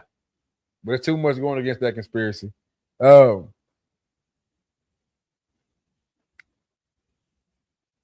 some football that we do actually still have on the horizon, because that college shit over with.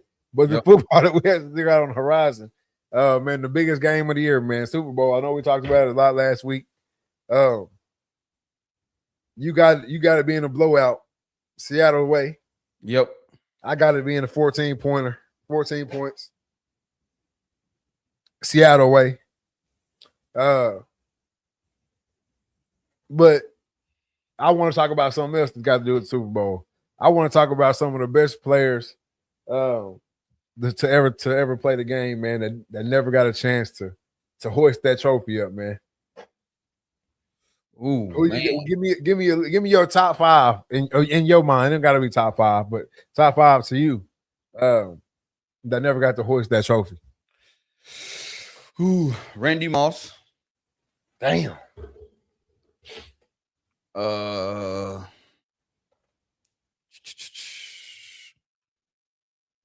Adrian Peterson. Oh, that's another good one. Warren Moon.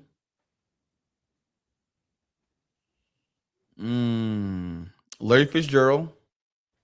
Damn, he got close. LaDainian Tomlinson. Damn. Dan Marino. That's a good ass list. And Barry Sanders. Man, that's another good ass one too, boy. For me, I'm gonna go Mike Vick. Megatron.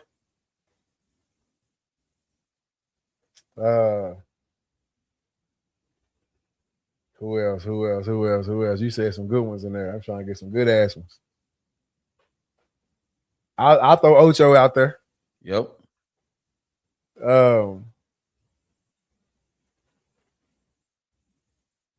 All my cats, I really like one that hoe.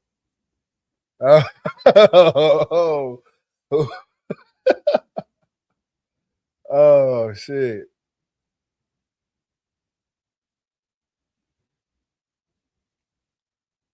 And it could be older players too. It ain't got to be somebody that, you know. Y'all the older cats I like for sure one now. I'm trying to think of some defensive guys too, though. Like some Shit. dog ass defensive guys that never won it. Junior Seau. You didn't say Al. Because all my dogs on defense, I know for sure won at least one. Shit, Bruce Smith, he never got one either with Buffalo. Oh shit. Hey, if you had a Buffalo, I can't. Hey, Yeah, because y'all went to 4 straight. come on, fam. If you had a Buffalo, I can't say nothing about you. Y'all went to 4 straight Super Bowls and got dogged. I don't even know if I got 5 that I really like. See, I know Bleacher Report, they did a list. I don't like it because they got guys that are still playing in it, but they did the top 20 guys who don't have Super Bowls, and number 20 was Joe Thomas with Cleveland. Then they got 19 Lamar Jackson. He's still in the league. He can win one. So He still can win one. Then they got 18 Josh Allen. He's still in the league. Phillip Rivers, hell, he just came back. Yeah, but he already gone again. Oh, so I mean, he trying to be the coach. He's trying to be a coach now. Then they got Adrian Peterson at 16, Eric Dickerson at 15, Bruce Matthews, offensive tackle, at 14, Warren Moon at 13, J.J. Watt at 12. Damn, that's somebody I fuck with J.J. Somebody named Frank Tankerton. He played 6 seasons. He played 6 seasons of his NFL career for the Vikings. Oh shit, he played in 2 Super Bowls. Oh no, he played in 3 Super Bowls and 6 divisional games, and then he fell to Miami, Pittsburgh, and Oakland. So then you got Junior Seau, Larry Fitzpatrick. Larry Fitzgerald, LaDainian Thomas, Tony Gonzalez. Tony didn't get one? Nope. Damn, Tony. Some dude named Alan Page, Randy Moss, Anthony Muzos, Bruce Smith, Dan Marino, Barry Sanders. You get that ball hard to touch, man. That ball hard to come by. Come on now, they don't go on this list. We talking about, but hey, Tony Romo. Hey, I can't take nothing away from Tony now. I ain't gonna lie to you. But nah, he ain't on this list.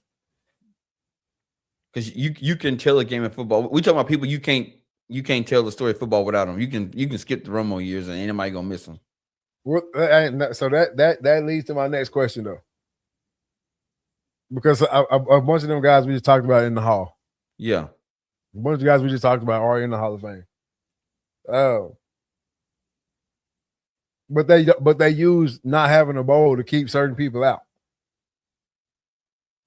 It's talking out 2 sides of your neck.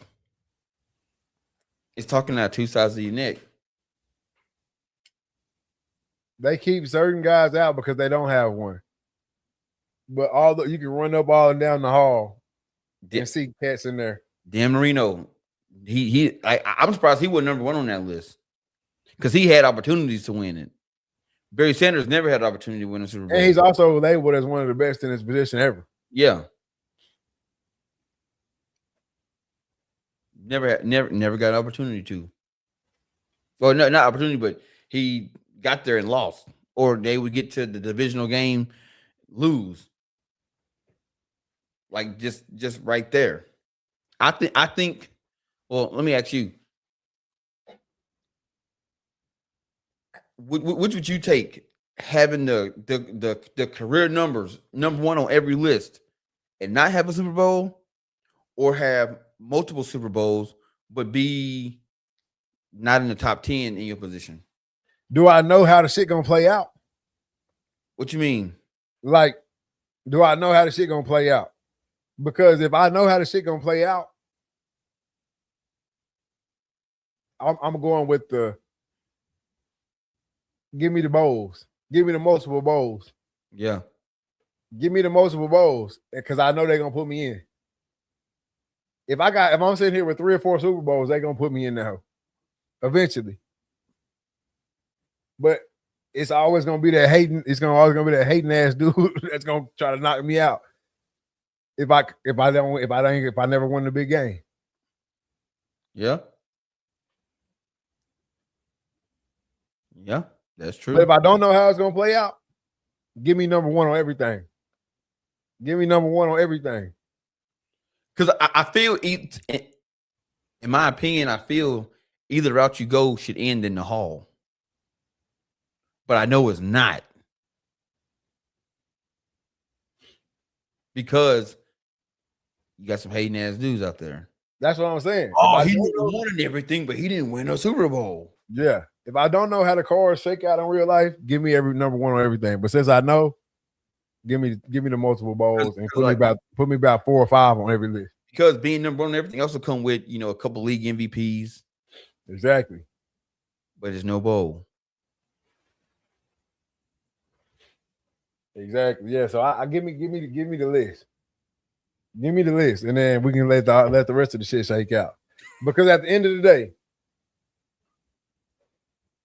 Super Bowl, national championship, NBA finals championship, all that shit that's the whole squad's goal. Yeah. You know what I'm saying? That's the whole squad's accomplishment. Being number one on every list, every statistical category, all that good shit, MVPs and all that shit, that's me. And my resume is what should get me in. Gotta come chase me. Everybody chasing me. Everybody chasing this guy.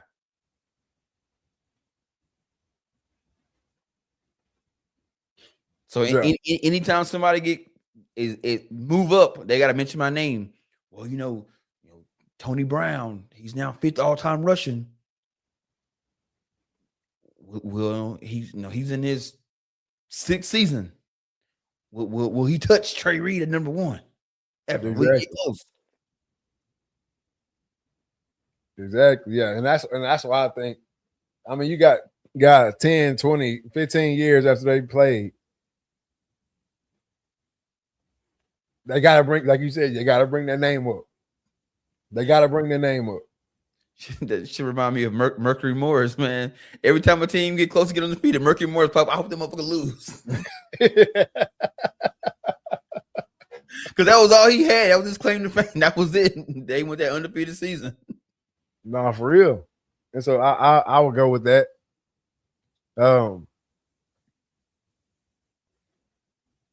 What do you think the weight? What do you think the weight of the Super Bowl is? Because obviously there's a bunch of guys in there that don't have one. So what do you think the actual weight when they sitting down and we checking off boxes? Where's that Super Bowl box to get you in? That weight of the Super Bowl box is on that list is probably going to be 3rd. All right. So what's the first 2? The first is going to be where you finish all time list, then MVPs, then Super Bowl. Because the MVPs is going way a little bit more because it's more attainable for everybody to get. Everybody can't win a Super Bowl.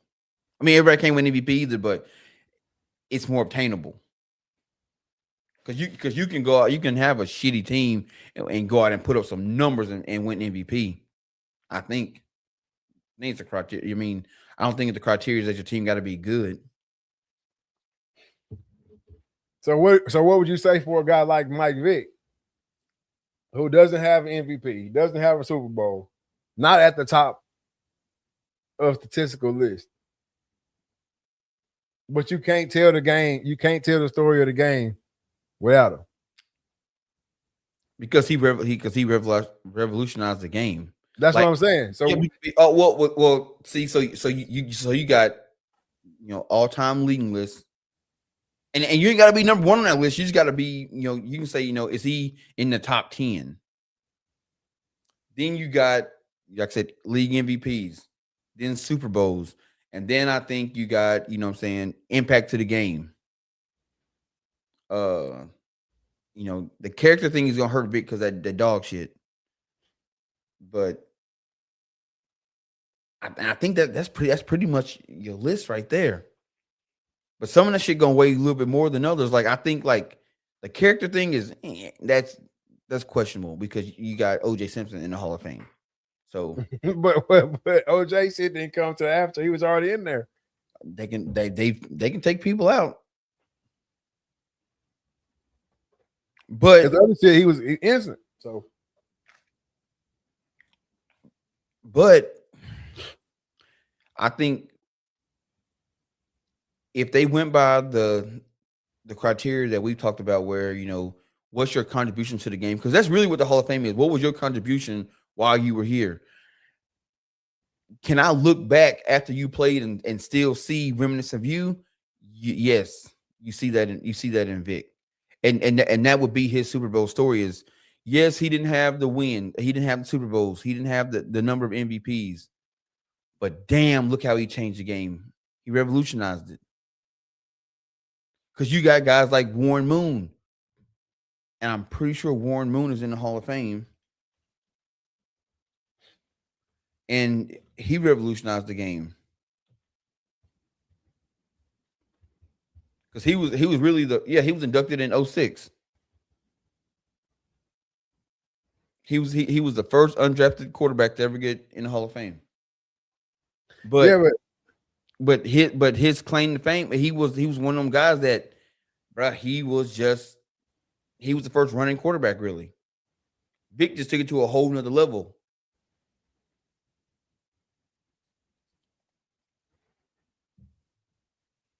Because where does Vic rank on the all-time leading list? He's not gonna be high. It wasn't a big enough sample size, I feel like. Not prime wise.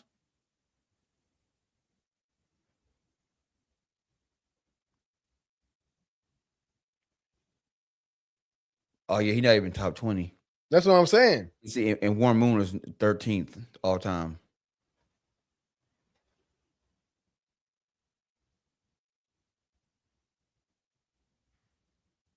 Yeah. And so that's why I hate that. I don't think he'll ever get in there. Now, if he, not saying he's not a stand-up guy, but if he never had the shit go down, right? Yeah. And let's just say his numbers still ended out around the same, but he never had the extra activity, the extracurricular shit go down. I think he would get in because they would say,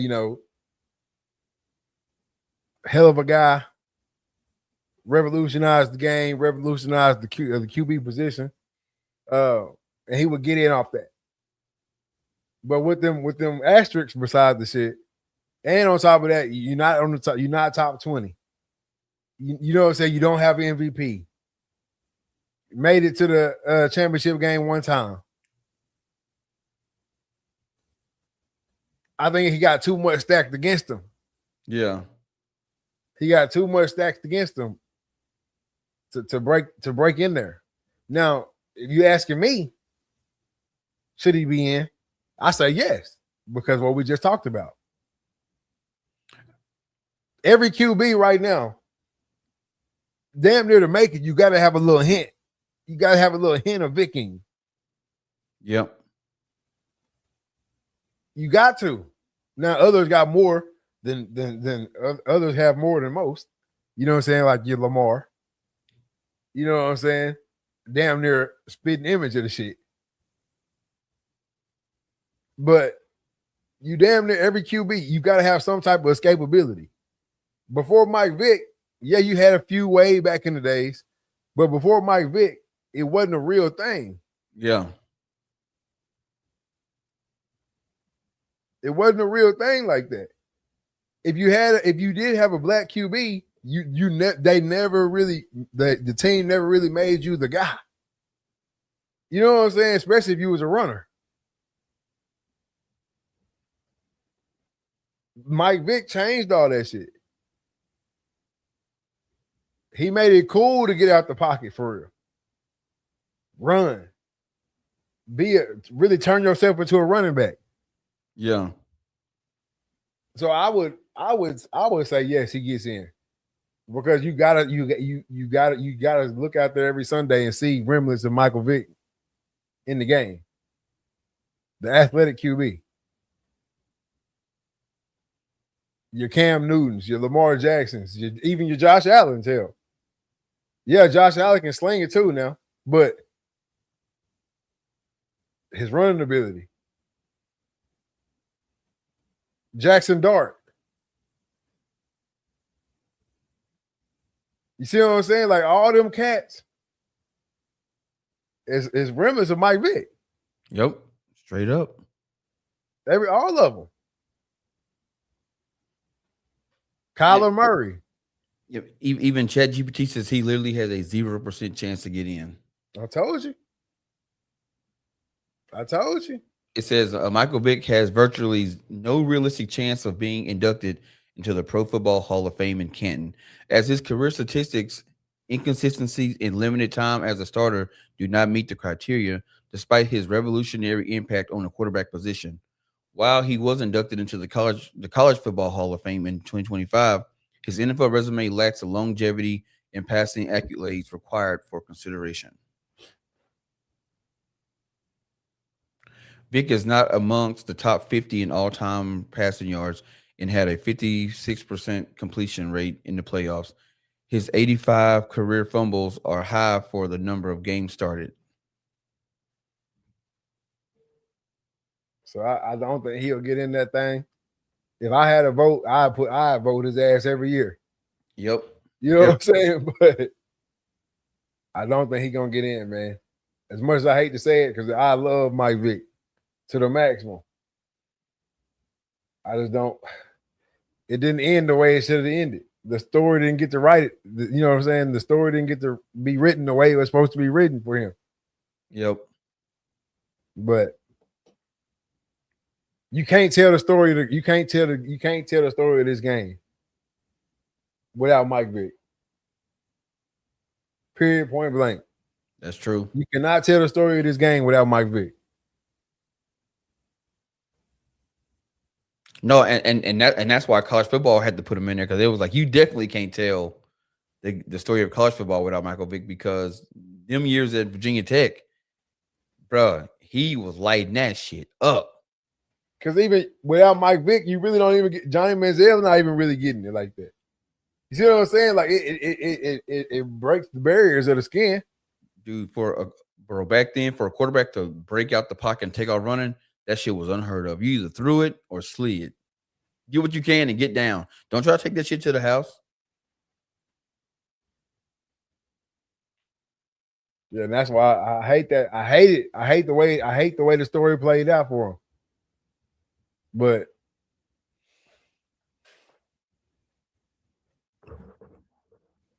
wasn't in the cards. That's what I tell you in that one decision. That one bad decision. Then on top of that, too, man, hey, if I ever got to, Mike Vick, man, let your cousin take the fall, fam. Yeah, what? You let your cousin take the fall, fam. This shit bigger than you. I'm the money man. This shit bigger than you, bro.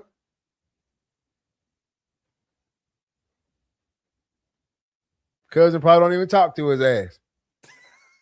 Like, you know what I'm saying? Like, shit bigger than you, bro. And let's be real. If his cousin take the fall, he get way less time. Way less. Hell, he might even go to jail. They might make him pay a fine, and that'd be it. They slap Vic down to the maximum, man. I still be a Falcon fan. The shit trickle way down the map, man. Man, hey, that ripple effect, man, it touched a whole lot. Hell yeah, it did, man. But yeah, I don't think he'll ever get in. I know he said he should be in that thing, man. I agree with you, dog. You should be in that thing, but just too much happened. Too much happened on the opposite side. Now, had he came back and won a Super Bowl, he'd have got in. Yeah. No doubt. If he didn't came back. Had he came back and won Super Bowl, what dogs? Had he came back and won a Super Bowl, put up a few more yards in the air.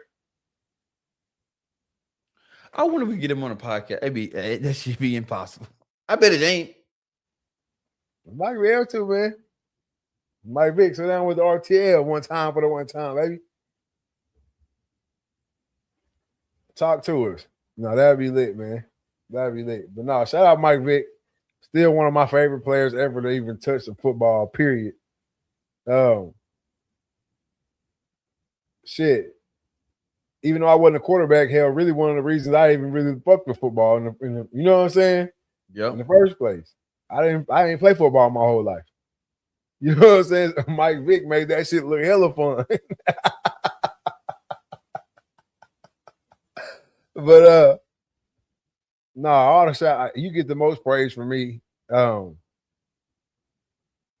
Nobody was doing it like that, and nobody's still really doing it like that outside of Lamar. Yep. You know what I'm saying? And most people try to stay in that pocket. Even Lamar get a little bit of staying in that pocket too damn much for me sometimes. But Mike Vick was gonna take that thing. He gonna pull it down. If that first second read ain't there, baby, I'm pulling this shit down. You gonna have to come get me.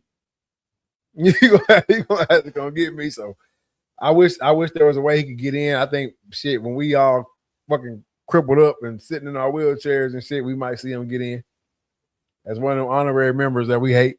You know what I'm saying? He might get in, man. But as far as just straight up, nah. They ain't let Bill in for fucking Deflategate. They definitely not let Peter gonna fucking put up all type of shit for you not to get in. Exactly. So I think it's a wrap on that, man. NBA trade deadline. Man, I think the biggest story in the trades right now, obviously, everybody's talking about Giannis. Yep, Giannis getting to Minnesota. What Giannis gonna do?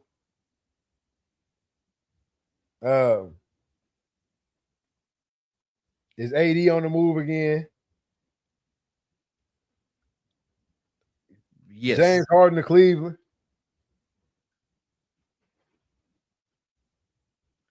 Because they traded Lonzo Ball to Utah. Yeah, I think that's the biggest actual move that actually happened. James Harden goes to Cleveland. Darius Garland, a future second round pick, goes to LA Clippers, that is. And Anthony Davis going to the Wizards. Is that official? It says grading trade blockbuster. Anthony Davis trade between Dallas Mavericks and Washington Wizards. So the trade's not final, but they're working it out. The Thunder get rid of Dang and a 2029 second round pick. I mean, no, Charlotte gets rid of Dang and the second 29 pick. Oklahoma City. Oklahoma City gets rid of Dang and a 2029 pick. Oklahoma City receives Mason Plumlee, which he might help them out down the road. I think Grizzly and Utah did the most players in they shit. Utah receives Jaren Jackson Jr., Jock Landale, John Conker, and Vince Williams Jr.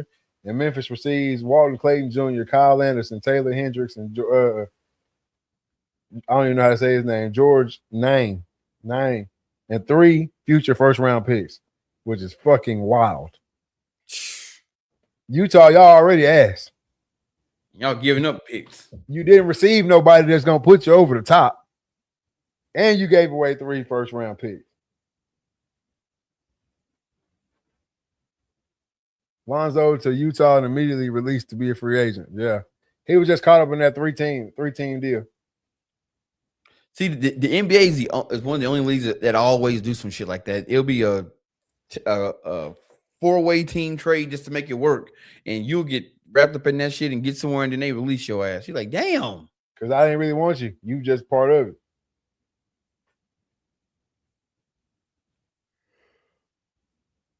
But Chicago receives Mike Conley Jr. and Jaden Ivey Mike Conley from Minnesota and Jaden Ivey from Detroit.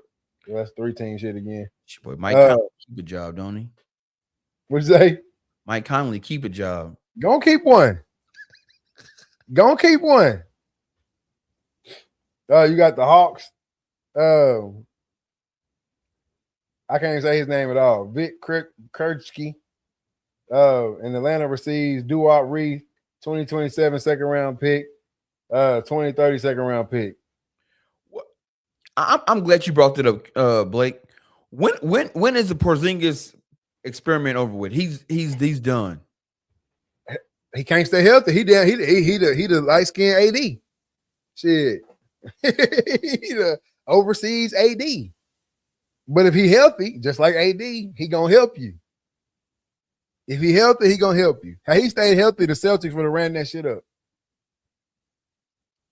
Damn, boy. I remember one time you couldn't cut the TV on and not hear Chris Porzingis' name. The unicorn, baby. But that's the thing. He's a unicorn. And everybody believes if I get him over here, he gonna do unicorn shit. He gonna turn it around for us.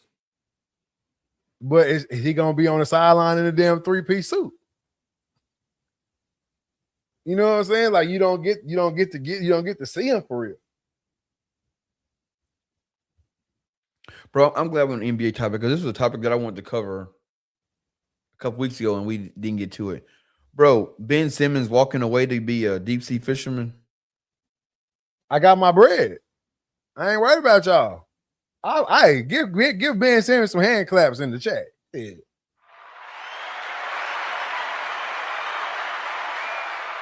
Talk about me like the redheaded stepchild anyway. Ben Simmons low-key did what he was supposed to do. Bro, I'm not worried about this basketball shit too much. Y'all paid the shit out of me in the beginning. You paid this shit out of me in my second deal. You paid the shit out of me in my third deal.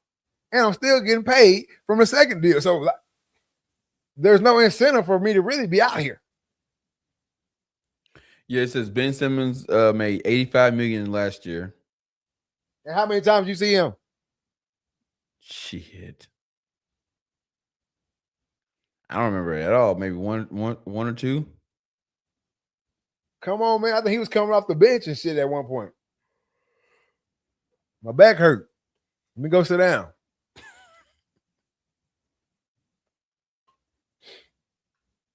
It's just too easy. Not to mention in 2019 he got 177 million extension. That's what I'm telling you. That's the second deal. I don't need this shit no more. So he damn near made over $200 million. He played about 5 seasons. Like actually played.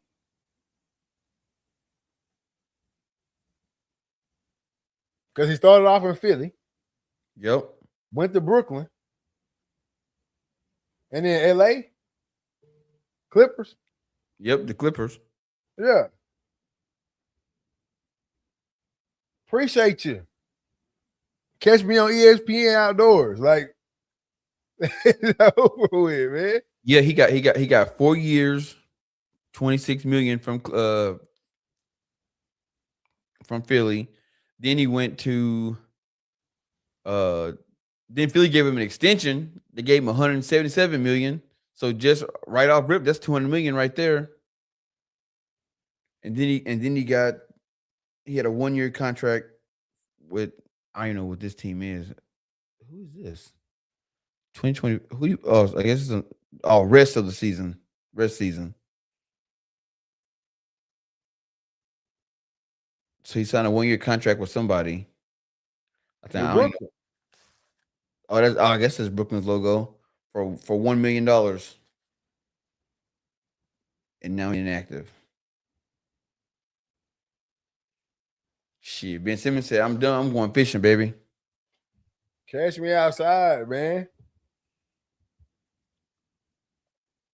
He made $270 million in his career. Shout out to Ben Simmons. And didn't have to break a sweat for the shit. That's what I was saying. That's how you supposed to do their asses, man.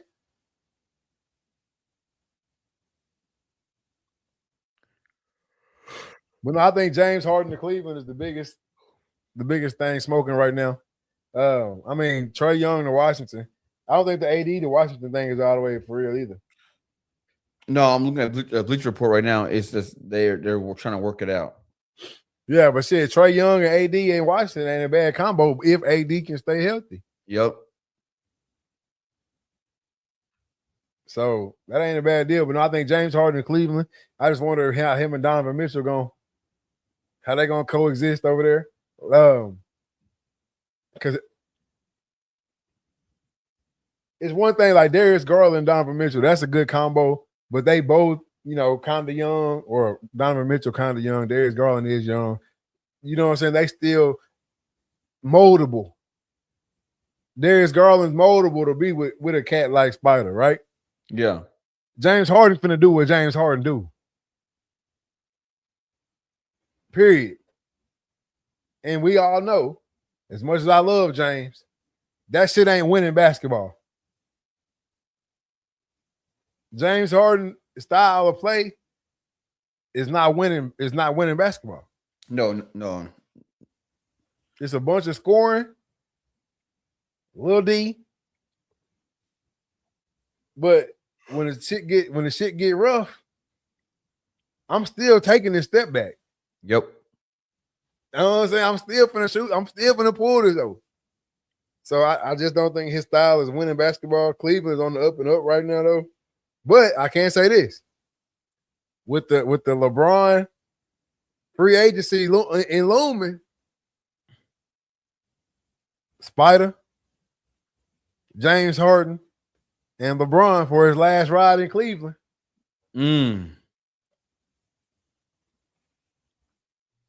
That shit, hey, go to Cleveland, win one, retire, boy. That's what I'm saying. That's what I'm saying. And shit, says Lakers Dalton Connect reportedly open for fresh start. Man, you're cooked, son. Who are top landing spots amid trade rumors? You're cooked, son. You're cooked right now, but hey, hold it down real quick. Yep.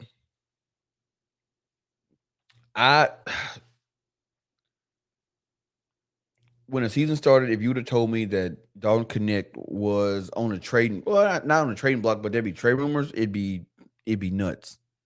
Because at one point in time, he played a crucial role in that rotation, and it's like now we're almost to the All-Star break. He's been completely removed from the rotation, and now looking for another home. I don't know. That could be a tough trade, but I would love to see LeBron get back to Cleveland with James Harden, Donovan Mitchell, LeBron win one and call it quits. But damn, he get to Cleveland, he's gonna be 42. I don't know if a 42-year-old LeBron can carry the load to take Cleveland to the championship. And I haven't watched enough basketball this season to know what Cleveland got in the chamber other than Donovan Mitchell and now James Harden. Other than that, I'm not quite sure what Cleveland, or not Cleveland, but what LeBron can actually bring to Cleveland if he hit that way at all. I think that's going to be a rough go. Does 42-year-old LeBron got enough in the tank to take Cleveland to the championship with James Harden and Donovan Mitchell? Hell yeah. I say hell yeah. If 42 looks anything like 41. What else Cleveland got though? I mean, yeah, what else do they got on the roster? Shit. As of right now, not too much. But I'm just saying right here, if Bron coming to Cleveland, he ain't coming by himself.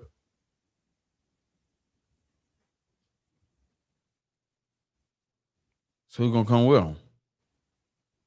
They need a big. That's what I'm saying. He gonna bring a big. I don't know who, but he gonna bring a big, or they gonna bring a big. When they got Jared Allen as a big right now, and he's pretty nice.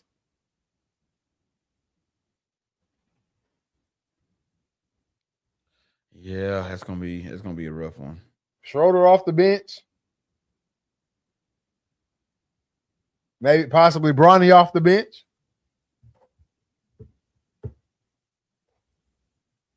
Hey, possibly Bryce off the bench.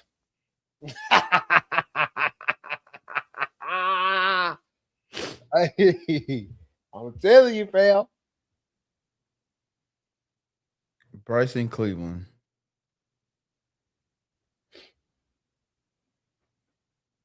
Be interesting. Be interesting. I'm all for it, man. I think they got some. I think they got some. They got some stock in that shit, man. They got some stock in that shit, if you ask me.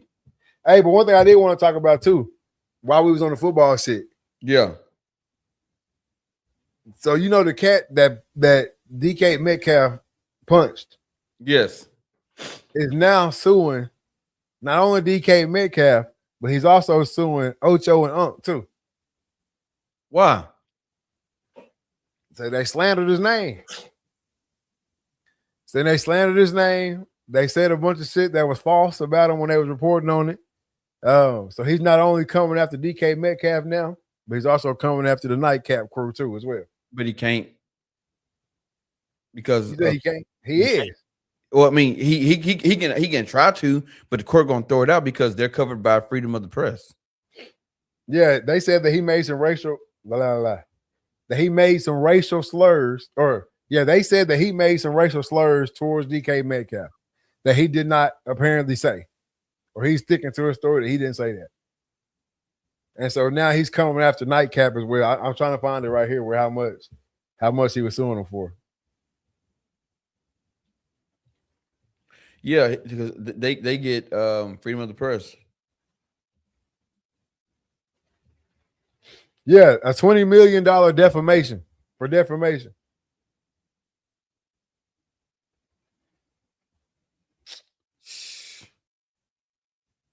Oh no, that's a different one. Hold up.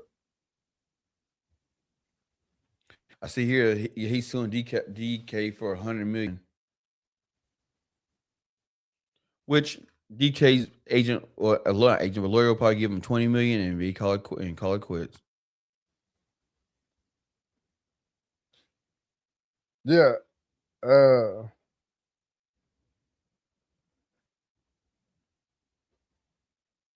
Yeah, 100 million for defamation.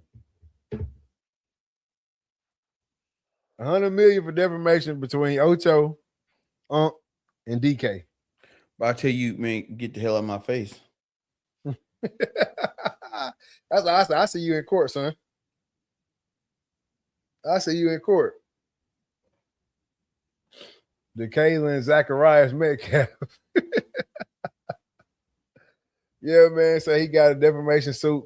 Them boys slandered his name. He didn't say any of those racial slurs. There's no evidence that he said any of those things. I'm just saying, you come on if I'm a judge anything, you come in my courtroom with that suit and that damn backwards baseball cap, you can throw anything you got to say out my shit. Bro, the only thing that's gonna save Unc them is that because I saw that episode and they kept saying allegedly. They said allegedly. As soon as you say allegedly, you Gucci. He allegedly did that. But man, bro, the court system is janky, bro. You got money, you can get yourself out of some shit. Cause at the end of the day, he don't care that much. He's looking for a payday. So, bro, look, I'm not giving you $100 million, bro. Here, take $2 million and go about your way. No, I ain't giving you a damn thing. You'll never touch $2 million, bro. I'd give you if I had it like that, I'd give you $2 to get out of my face. Because you don't care that much. Because if you care that much, you wouldn't be seeking money. You seeking, I want justice. Yeah. You just want bread. So here, take the money and get out of my face. I don't want to deal with you.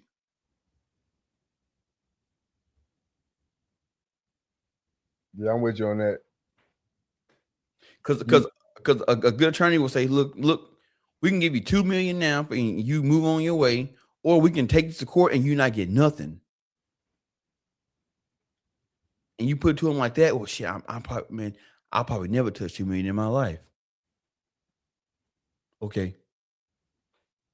Case closed. Settle out of court. Do I sell that at court? First one that.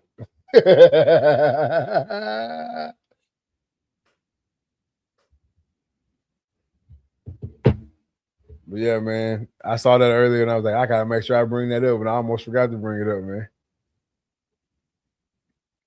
Fans, bro. I really like the more we see this shit continue to happen, where fans are getting altercations with the athletes, you're going to start seeing a bigger gap between the fans and the players, and that's not going to be, and that's not what real fans want. You like No, that's why you pay to go to the game, to get as close as you can to get autographs. But if players start saying, "Damn, bro, these guys trying to, it seems like these guys are trying to bait me into some shit," or I got to sit here and listen to this cat talk all kind of shit to me, and they justify that, "Oh, you make millions, I should be able to say what the fuck I want to say. Free country." and that's what I was saying earlier. We've made it where we don't look at professional athletes and coaches and shit like that as humans. We just look at them as characters. Everybody talks shit to the cat on the TV screen because Yep. you behind that screen, right? But what happened when you see him right there and he right beside you, or he come over there, you call him over there, and he actually come?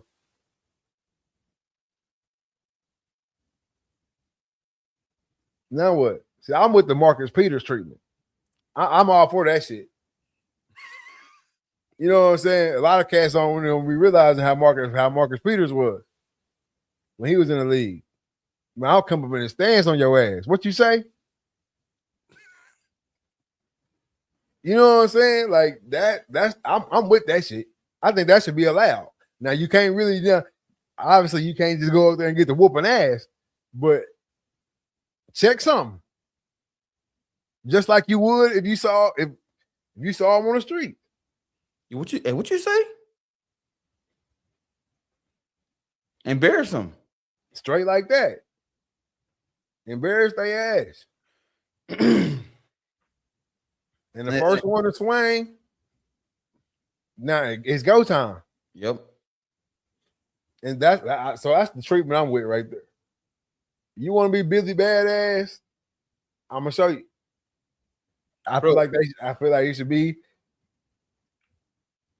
shit, one or two things. A motherfucking fan gets talking that hot boy shit. Hey, yeah, we'll see you Monday at practice.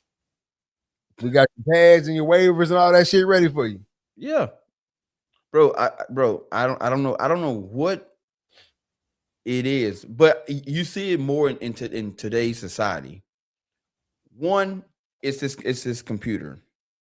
The computer, the phones, the tablets. People feel like, oh, this is my shield of protection. I can say whatever I want through this form of media, and nothing is going to happen to me. Yeah. Then when that person you spoke was talking shit to you on the computer sees you in person, then they think, well, oh, the law says you can't touch me. You can't touch me. And then they get touched. And then they want to cry foul. But no, you put yourself in this position. You cannot say and do shit to people and say, well, oh, you cannot be rational with the person that's irrational. Well, you cannot be an irrational person and then expect somebody to be rational with you. Mm-hmm. That's not how that shit work. I'm down. I'm down. Let's go there. And we'll see how the shit, who's standing when the smoke clear. But that's how you gotta be with people these days, because people think all this shit is a game. Everything a game. Bro, I'm telling you, man, I wish that more states would go to mutual combat laws. Ain't nobody ready for that shit. Ain't nobody ready for that shit, bro. Or not, but like duels. Like, think about this, bro. Back in the gap, every bar had a set of dueling pistols. Where if you feel disrespected, we got a duel at noon. It was a whole lot of less shit talking.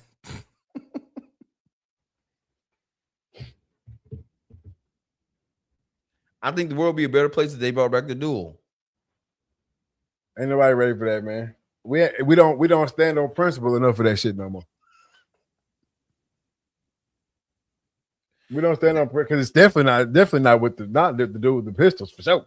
Cat take his glove off and slap you with it. That boy back then. We don't stand on enough principle for that type of shit no more, man. Because think about this. Everybody had one on their hip too back in them days. And when the duel came, let's just say you and all your homies going to the bar. Your homeboy spill or the saloon, as it was called back then. Your homie spill his drink on Big John. Big John don't take no shit from nobody. Big John stand up, tell your homie to apologize. Your homie say, no, I'm not apologizing. All right, bet. Let's take it to the duel. Remember, everybody got one on their hip. You can't grab you and your homie and Big John go take their 12 paces or whatever it was, turn around, fire.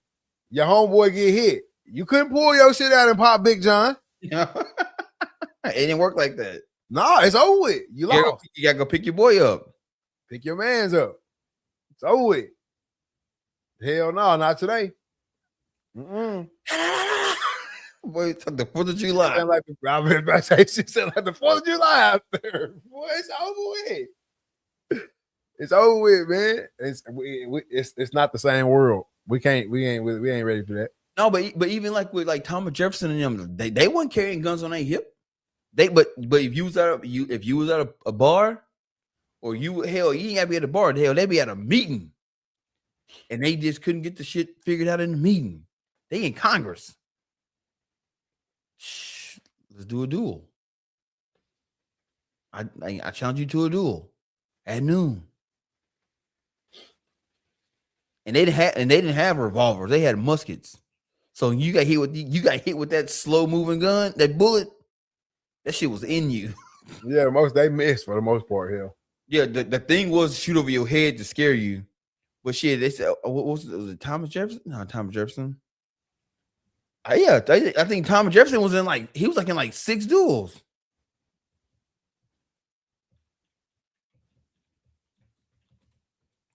Something like that. I think he was like in 6 or 7 duels. No, Andrew Jackson. Andrew Jackson was the U.S. president with the most duels, participating in an estimated 10 to over 100 throughout his life. Often to defend his wife's honor. Oh, she must be out here in these streets. Come on now. Come on now. Now 10 to 100, that's a big gap. So I'm gonna say he probably in like 15. 10 to 100 duel. I think he died because of a duel. I just don't think this world ain't nobody strong enough for that shit. Even if it was just boxing. Like every bar had a pair of boxing gloves. I still don't think that should have ended right. Because with social media, you get your ass tore up bad enough, you gonna come back with something. Yep. So I don't think we built for that type of shit no more. I wish there was. There's a whole bunch of common fights that need to happen right now. Yeah, society ain't built for it. Just people are too soft now. Just ain't nobody willing to take an L. That's the thing. Yeah. Not too many people gonna take that L lightly, bro. Or take the L and be able to move on. They're gonna take the L and they're gonna have to come back. I know you like coming here. I'll be here next weekend too. So you're gonna have to fight this mug every time you go out somewhere, or they're gonna catch you after sitting in your car. You're gonna be on the news. Yep. That's just how it goes. That's the world we live in today. I just think it's like it's kind of crazy to even say this, but like people who go out their way to mess with people, the ones that are able to walk around freely and not look over their shoulder, I mean, I think that's like a mental illness.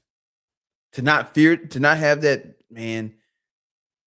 I just said such and such. I just said this to such and such, or I just did this to such and such, and you not worried that they gonna come do anything to you. You just move around freely and go on about your life as if nothing happened. That Mhm. shit is nuts.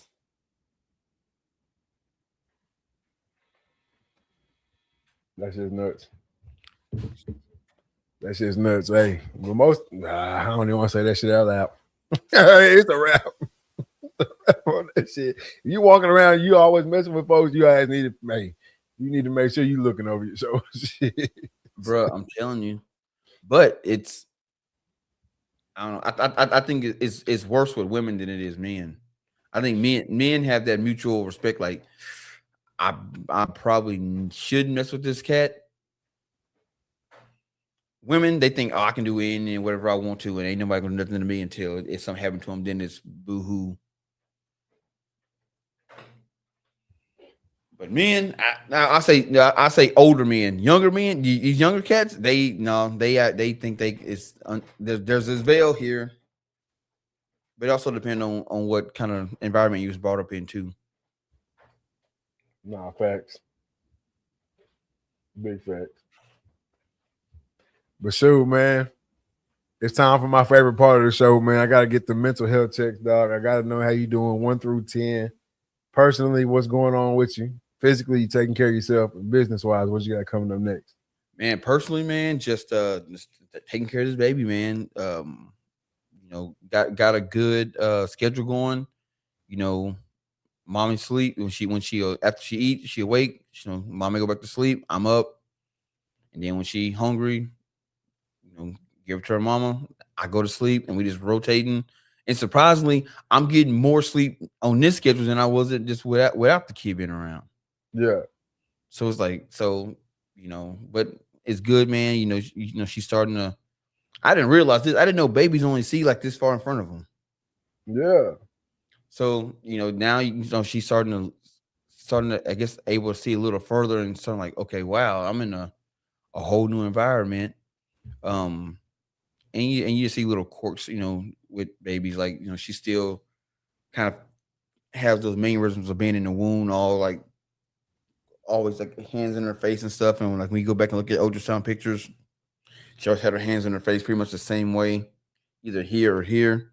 So just seeing little stuff like that, and she's starting to crack a little smile every once in a while, and just you know only been around a little bit over a week now. So getting this, so we got a good schedule, all that's good. So personally, man, I'm sitting about a 10. That's just cloud nine when you see the little one. It's just something different. Yeah. Physically, man, uh, started hitting the gym, last week. Didn't get to the gym at all, at the hospital the whole week. But this week got back in the gym, hitting it again, eating right, feeling good, down 6 pounds, which, it ain't where I want to be, but hey, you gotta start somewhere. But see, down 6 pounds still, grinding, working out, trying to eat right. Officially, I feel good. I'm sitting about a 7 right now. Leg day today, so I beat the shit out of my legs at the gym today. And business wise, man, the podcast lineup is getting crazy. Had got 2 shows this week. Got one more show this week. Got shows lined up next week. And then just all the different events are starting to pop up and starting to get invites and all this stuff. So gotta get the schedule going for that. And so Dread Archer, man, is up. So business wise, I'm saying about a 9 right now. Heck yeah, man. For myself personally, never gonna complain, man. But like I always say, everybody healthy, everybody happy, so it's all good around these parts, man. So I gotta give myself about an 8, 7, 8 on the personal scale. Physically, feeling good. Got a little bit of warmer weather this week. You know what I'm saying? It's kind of dipping low at night, and in the morning it's still a little chilly, but The ice is finally gone. No more slip hazards outside my front door or in front of my garage, nothing like that. And so it's a little easier to wake up in the morning, man, when it gets a little warmer. So good on that department, man. So I gotta give myself about a 7, 8 on the physical scale as well. And then business wise, man, loving it, loving every bit of it. You know, obviously work is work. The podcast doing this thing, man. Season 8, episode 5, 4 or 5, whatever this is right here. Chat staying pretty active all night. Chat's being active pretty good these last few weeks, man. Loving the activity in the chat. Loving all the new faces too was popping up in the chat too. Shout out to Yoza tonight, was the newest member I think on that thing tonight, man. Oh, we had Malcolm X come in too, man, all the way from France. Yep.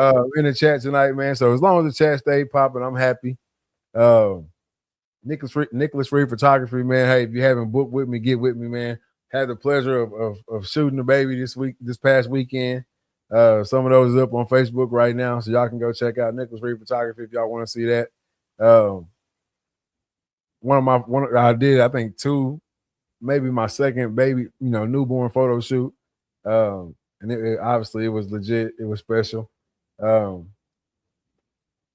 a good time doing it. Had a great time editing the photos, man. So I'm glad I could get those over to y'all quickly. If you're waiting on photos, man, I promise you they always on the way.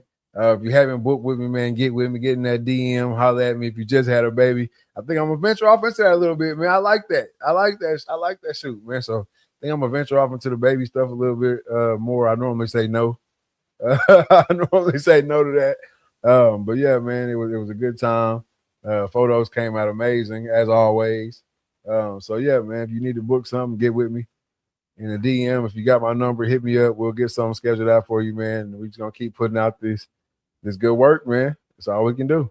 That's it. So I gotta say, business wise, man, after that shoot, man, I gotta go ahead and bump the business up to about 9 or 10, man. Already. Loving it. You got any last words for the people before we get out of here? Yeah. A dream does not become reality through magic. It takes sweat, determination, and hard work.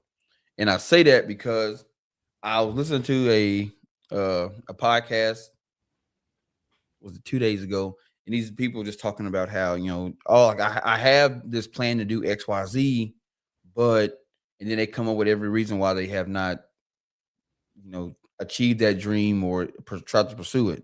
So the co-host was like, what are you doing to do it? Like, what have you done today to make that dream a reality? And that person couldn't answer. It's like, I did nothing. I had to travel to come here. It was like, well, that's the problem because you spent this amount of time at the airport. So you could have been working on something. And then we didn't do our show till 9:00 tonight.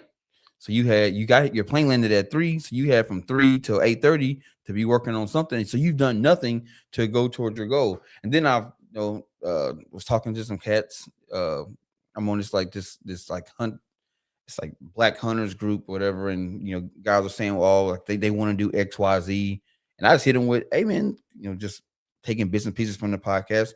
What have y'all done today to do that? And one of the guys, his whole thing was starting a podcast. I want to get my podcast going. So I was like, bro, why don't you get why don't you do one?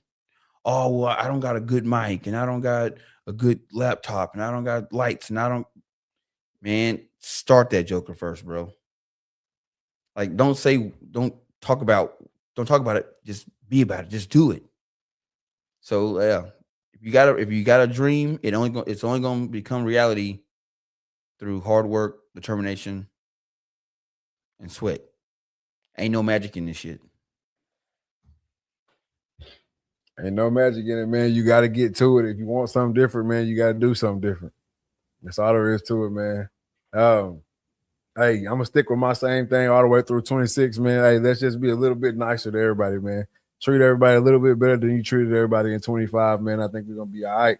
And also, man, get off that ChatGPT shit. You know what I'm saying? That shit is not y'all. It's not what you look like.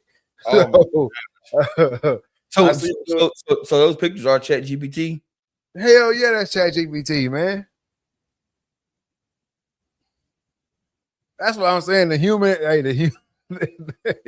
As humans, we'll take a good thing and do the dumbest shit with it. Bro, actually, it's funny you say that because I saw a video and it was like it's like people in 2055. It's like, oh, what should we name our kid? And the first thing they did was go to ChatGPT and said, what should we name our kid? No, And it's no doubt. like I'm not saying that I don't use AI. I use AI, but it's strictly like business related. I don't use ChatGPT. Actually, I do use it in my say my normal life. I settle Seattle will dog walk New England.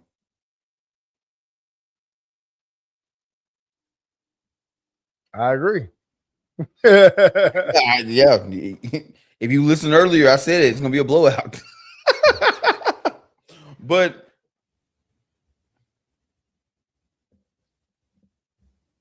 agree with that too. yep. Denver You would said definitely be there. Denver would definitely be there if Bo was in the game. I agree with that. yeah, you said no lies. I'm not gonna argue with you there. I don't know if you came in for argument, but you're right. But what you call it? Damn, I forgot what I was. Oh yeah, no, ChatGPT.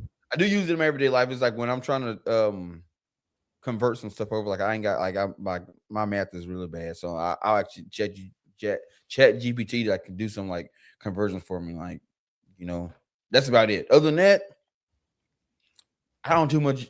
I mean, I'm not asking it. I'm not using it as a damn counselor like some people are using it as a damn therapist. Not doing that, but it's going like it's to the point now where like people really can't even think for themselves now. Like I swear, I would say 5 out of the 10 comments that I get on my videos or in my inbox, they come directly from ChatGPT, and I can tell because they got those little The dashes, line, shit, dashes in yeah. them. I'm like, man, you just copied and pasted that shit in, which I guess whatever. But Yeah, man. If you're gonna use ChatGPT, at least have decency to take that shit out. But no, man, the caricature thing or whatever that's going around right now, the trends, like let's get a new trend, all right? ChatGPT is so much more powerful than that bullshit. Like, I don't know. I use AI every day in my job. So I've been seeing that shit and I'm just like, come on, man. That's what you came up with. And then some people are like so amazed that ChatGPT knows what you do for a living. Bro, it's on your Facebook page. It's on you. It's if you got it on your phone, it's in your text messages. Your company that posted about you, all that shit. ChatGPT just combs the internet for information. that's it. That's all it do. It just does it really, really fast.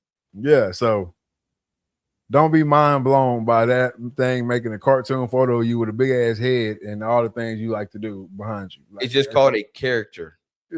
There are people in this world that do that for a living. And Now, they now, actually local now, fair. now they had a job. Yeah. Now they have a job. Bro, I was in Austin. We had a work function down there, and we actually had a character. Was it? It's not called a character. It's called a character. A character. Caricature, Yeah.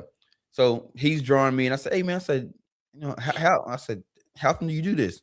He goes, "Oh man, I stay booked up, man." Like he goes, "You'd be surprised, man." He goes, "In a week I might do 7 or 8 events."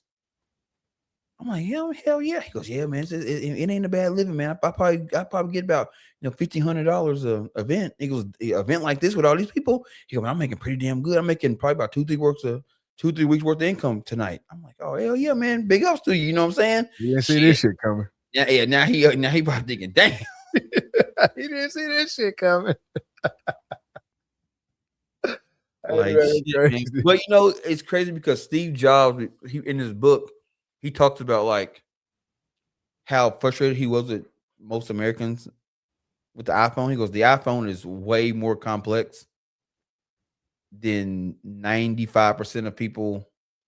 The way that 95% of people use it, because most people use it for games, social media, pictures, text messaging. That's it. He goes, this phone is way more complex. But when you buy a new iPhone and they go through all the new updates, most of it is I skip the shit till later, and you never go back to it. Nah, for sure. But yeah, man, let's put our effort somewhere else. Let's put our effort somewhere else for a while.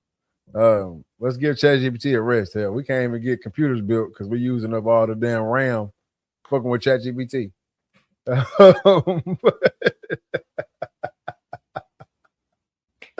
Hey man, let's find us something else to do, man. Let's find a better way to use this shit, man. Somebody come up with a cure or something. Somebody come up with a cure or something on ChatGPT, man. We don't need this shit. But no, man, I thought that was hilarious. It's funny how fast that shit caught on, and now everybody's doing it. Like, it's funny. Now, I will say this: when it comes to AI, because this shit ain't Chat GPT. What these guys are doing on YouTube with this. I'm a Star Wars fan, and there's pieces of the Star Wars story that true fans would love to see a movie out of, because like the story would just make for a good movie. But Lucasfilms, he sold it before he ever got the chance to make the movies, and Disney definitely not gonna make them, because that's not, the House of Mouse ain't gonna do no shit like that. But these guys are taking these stories, running it through AI, some program, and then that program spits them out a movie. They go in, Photoshop, edit it, color grade it, all that, run it back through AI. AI refines it. They go back through Photoshop, do all the touch-up stuff, run it through some editing program, then run it right back through AI again. And dude, they have captured these stories. And I'm talking about this one dude. He got 4 videos. He's only made 4 videos. Page is only a week old, and he already has over 600,000 followers. And bro, people are watching these shits. So if you use AI like that, cool. Like I think it sucks that AI is around and people in the arts are losing jobs, but in the past we've had certain technologies emerge and they took people jobs and no one wasn't too concerned about it. So I don't know why they concerned about it now. Yeah, I mean, AI is a tool, man. It's like anything else. Hell, when the damn tractor came out, a lot of motherfuckers lost their jobs.